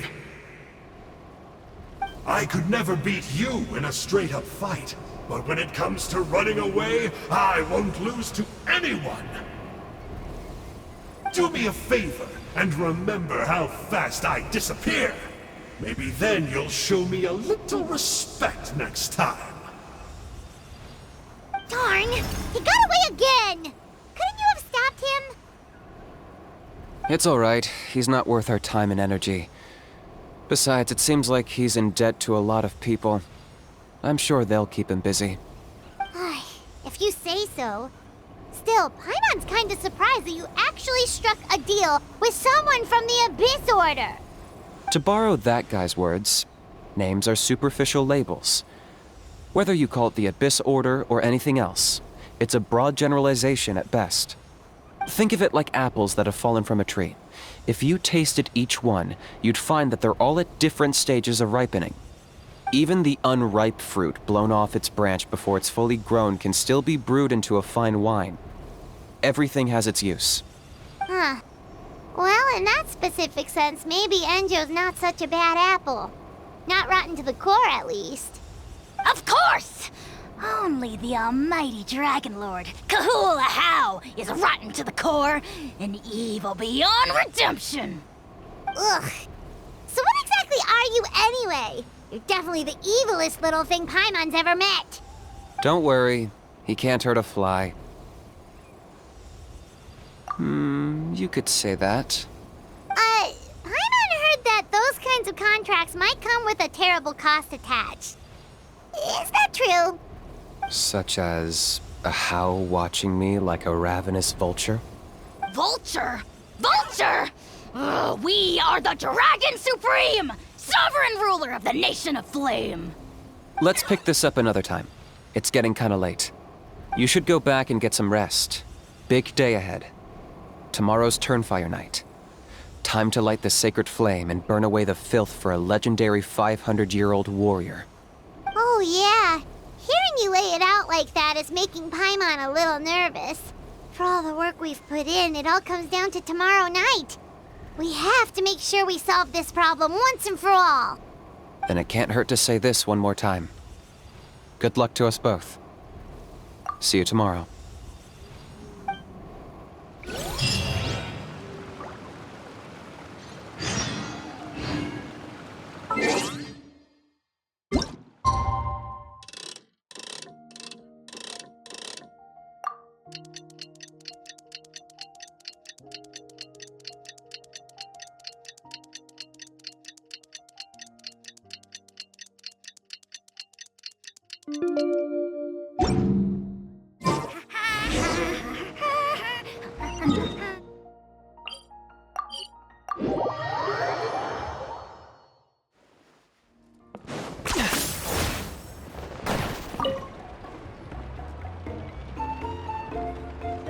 Ah, at long last, you're back.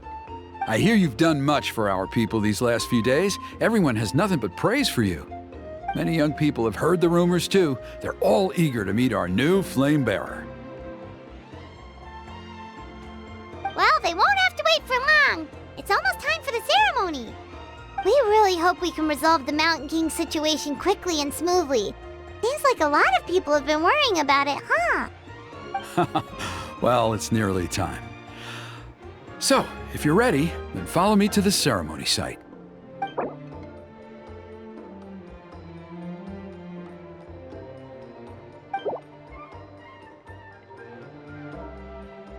Off we go!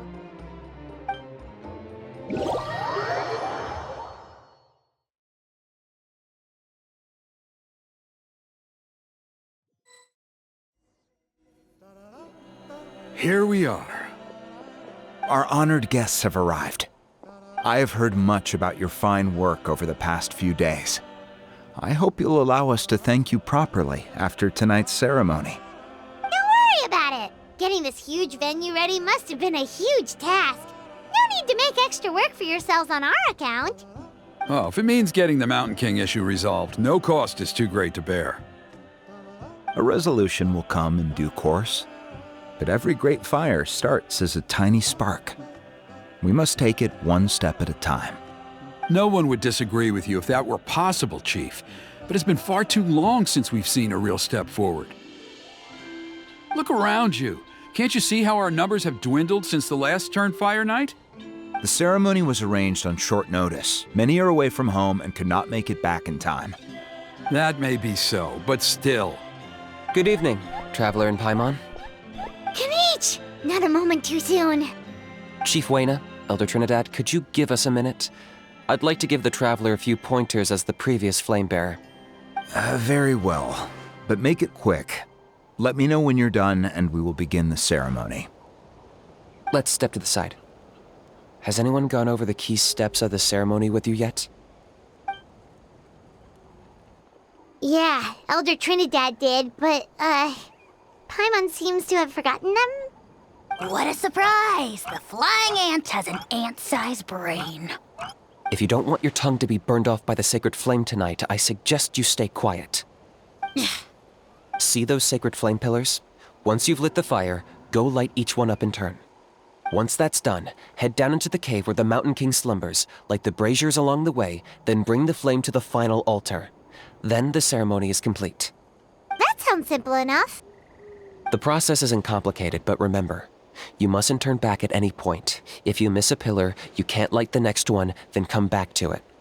You have to keep moving forward, or it's seen as disrespecting our ancestors.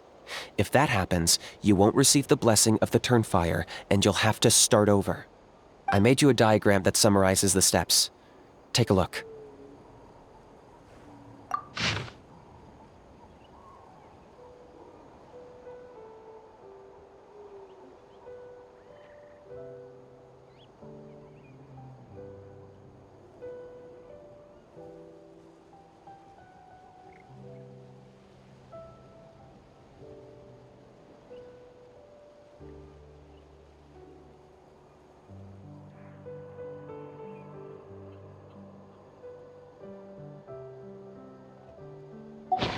that's our part. What about you? I'll be with you the whole way, and once you've lit the altar, I'll start summoning the rift. You can leave that side of things to me. Just focus on your part. Okay. We'll try to remember all that and get it right the first time. Ready when you are. But I think I saw Huni and the others just now. Maybe you should say hi before you start. Might make you less nervous. Just tell the chief when you're ready.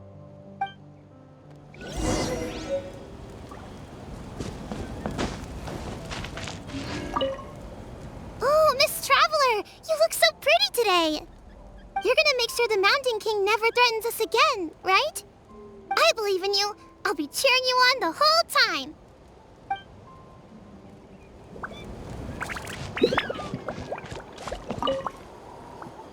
How are you doing?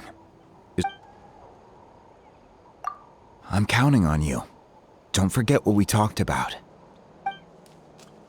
By past fuel and present flame, life marches ever on. My brothers and sisters, the time has come to light the fire once again, and let the Turnfire night shine bright in Hoytzitlan.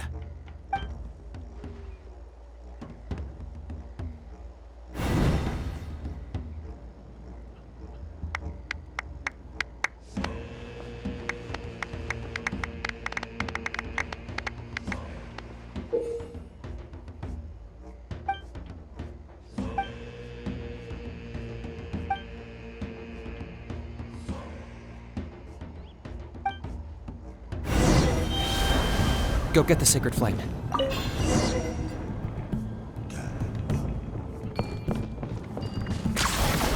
Nicely done. Off to a good start. Great stuff.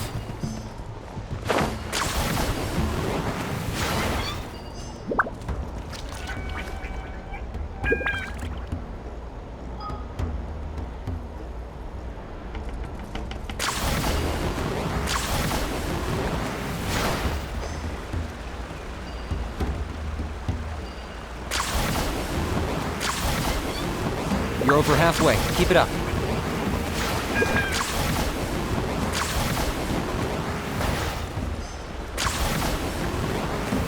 Impressive. Just one more to go. Come on, one last push. The final sacred flame pillar is up ahead.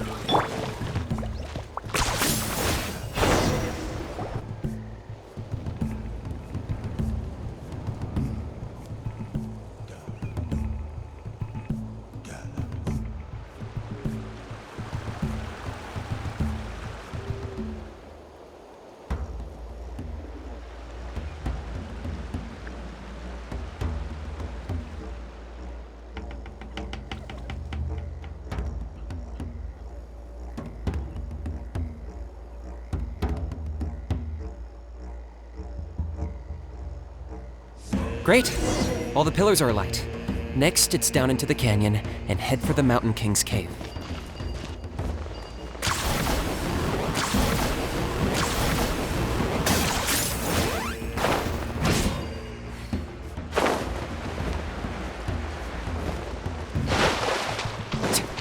Almost there. The cave is just up ahead.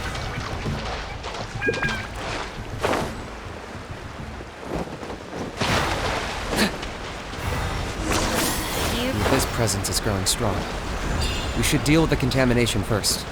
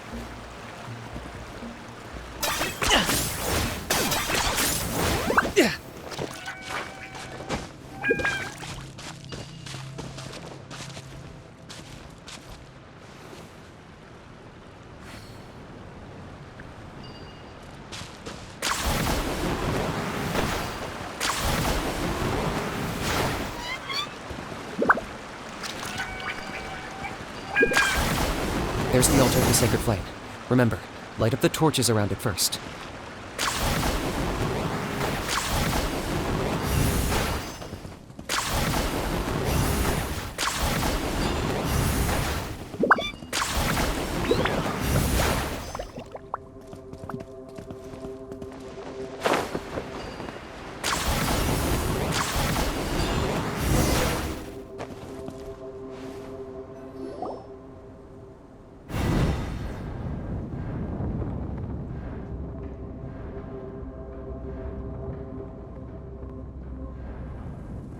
Woohoo! We've lit up the final altar!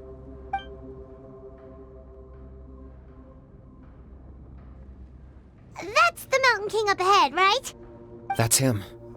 Kangamato, king of the Yumkasaurs from 500 years ago. He's very powerful. Paimon can tell. He is huge. Let's tread carefully. We don't want to wake him up. You've made it at last. You did even better than I expected. Traveler, now comes the final and most important step of the ceremony. Please use the power of the sacred flame to cleanse the Mountain King of abyssal filth. There's no need this time.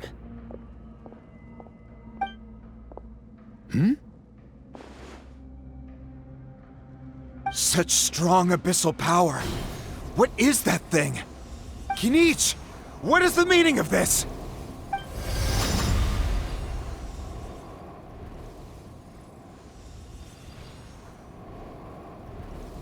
Is that a beastly rift? Chief Wyna, Elder Trinidad, this is about to get a little dangerous. You should step back. What do you think you're doing? Solving the Mountain King issue. You mean by having him torn to pieces by rift hounds? No, stop! We can't let that happen! Foolish Locust! Ugh, can't you see? We're trying to shove your Locust King into the beastly rift! But... I'm sorry, Chief Wyna and Elder Trinidad. This is the only way. Can you promise me that no harm will come to the Mountain King? I can't guarantee it, but I'm fairly confident. Traveler, this is not what we agreed on. You must cleanse the Mountain King of every last trace of abyssal contamination.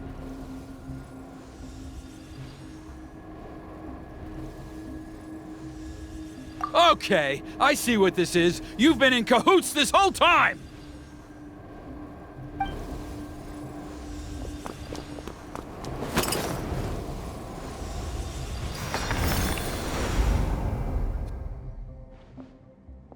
Ugh, you imbecile! What have you done? Oh no!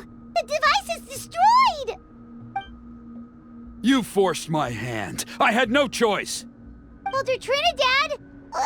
What are you doing?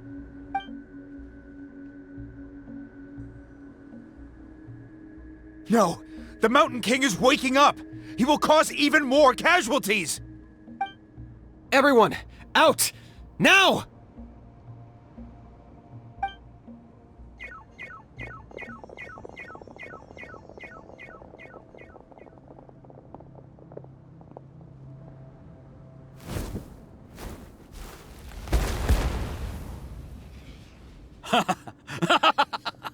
Oh, it seems there's only one way to awaken you all from your willful blindness. More sacrifices must be made.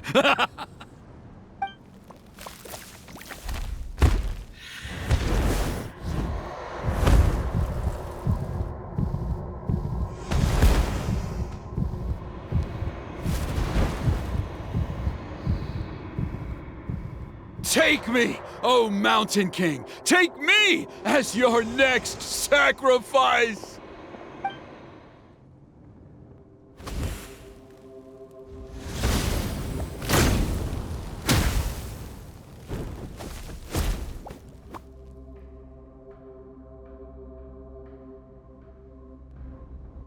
Everyone's still outside. We have to keep the Mountain King here. Give me a hand. Look alive! Ha! Ship hands! Target acquired.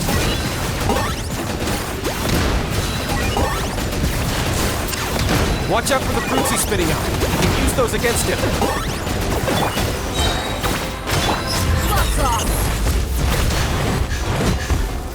Let's light it up!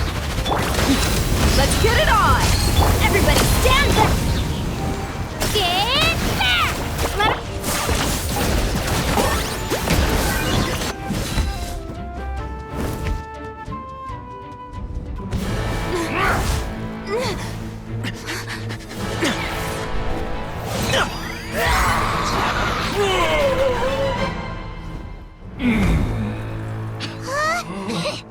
What do we do? We can't open the rift!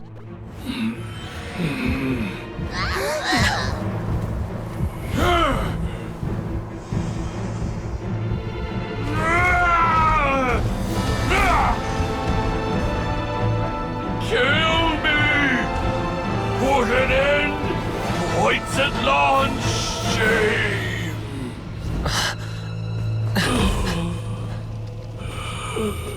By past fuel and present flame, life marches ever on.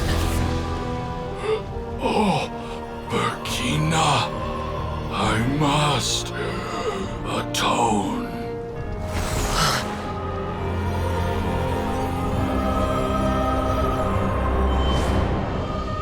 Patience. We will answer to the fire for all our deeds. Even if one day I fall behind, never look back. Keep moving forward, as we are now.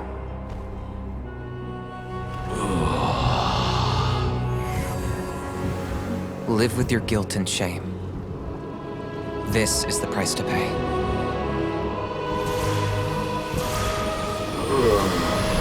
Heir to the Turnfire, please use my ruined vessel to train the heroes of the future.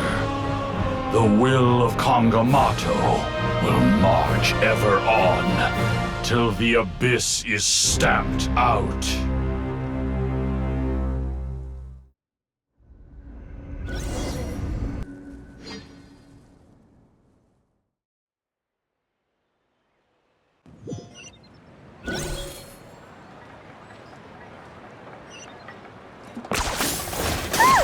Pretty eventful day yesterday, huh?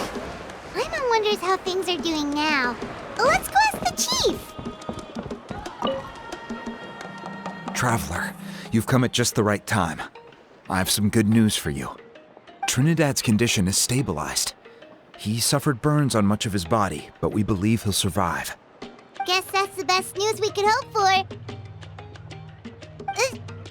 Paimon has to ask, is everyone in your tribe such a risk-taker?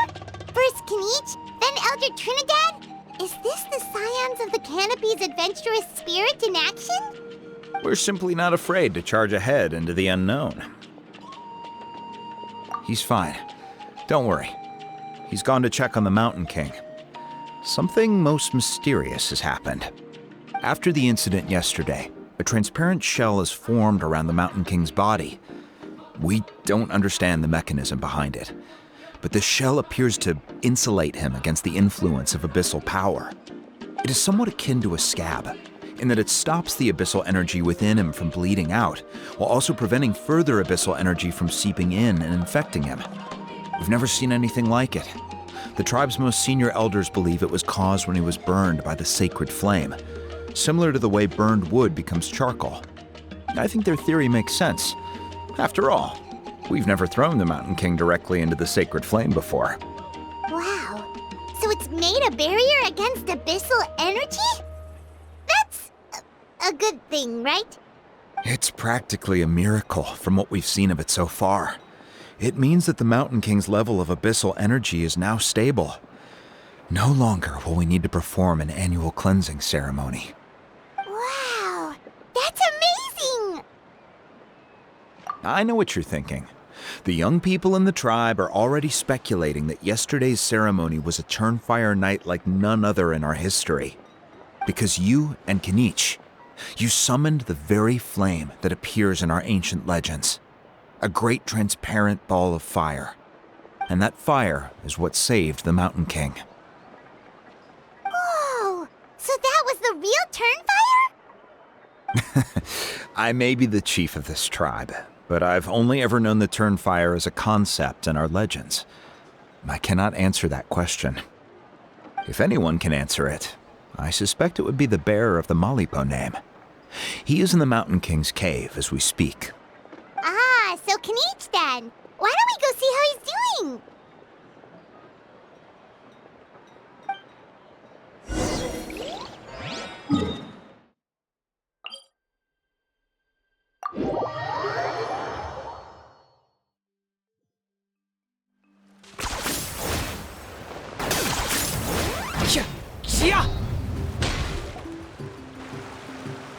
Hey, Canich! Hey yourselves. You two doing okay after yesterday? We were gonna ask you the same question. You scared Paimon half to death when you rushed into the fire. Sorry, I couldn't just stand and watch the Mountain King get burned alive. So you thought you'd try and extinguish the sacred flame with Dendro? Or is that an attempt to make the almighty Dragon Lord Kahulahow die of laughter? The sacred flame only possesses a fraction of the Pyro Archon's power. It's not as if I was fighting the Pyro Archon herself. Canich, when you went into the flames, were you intending to, Intending to what? do the same thing as Burkina? Sacrifice myself? Of course not. My focus was on keeping the Mountain King alive, not on what it would cost. But now I'm curious. What made you think I was going to sacrifice myself? Well, because everyone's saying the Turnfire is what saved the king last night. And Ponche's theory was that summoning the Turnfire is a tit-for-tat exchange, right? So, Paimon thought you decided to pay for it with your life. So you've heard that rumor too. I'm afraid I can't say for sure. What happened yesterday was a first for me too. Well, even if you don't know, there's probably no one in the world who does. What I would say is, if that really was the power of the Turnfire, I'd sooner believe that the Mountain King summoned it himself. The Mountain King? Then, what price did he pay? The core meaning of price is not atonement or compensation, but what you're willing to give up in order to obtain what you want. It's easy to die for your sins. Much harder to live with the guilt and keep on going. In the end, the Mountain King chose the latter option. For Burkina and for the tribe. That's the price he paid. All right. So, how is the Mountain King doing now? Health-wise, there's nothing to worry about. He'll enter a fighting stance whenever we set foot in his territory. But his attacks are gentler now and not as crazed as before. Like he said yesterday, he just intends to be a sparring partner for people to practice with. Yeah, I tried communicating with him again, but he didn't respond. We dare say that Locust King has well and truly lost its mind. The lights are on, but nobody is home. Its body remains fighting fit thanks to the perverse power of the Abyss, but time has been less kind to its soul. It was ground to a pulp long ago. But we saw him come back to his senses yesterday. That was merely one last burst of brain activity before it croaked. As you humans would say, it went out with a bang. Oh, come on! Stop being such a doomer. Paimon bets the Mountain King has finally let go of the tragedies of the past now, and is focusing on moving forward. That's why he doesn't have time to chat with us. He's too busy thinking about the future. Well, at least it means my fellow tribespeople can move forward now too. Thank you for your help, Traveler. I owe you one. Yeah, that's right. You caught Enjo for us, remember? But he ended up being completely useless. It's not a fair trade if you lost out. Ah, that's on him. It's not your fault he's useless. Besides, we're friends now. You don't know us anything. Friends? But your friendship is an even more valuable gift. I can't in good conscience accept it for free. So promise me, if you need anything in the future, you'll come to me. For you, I'll do anything.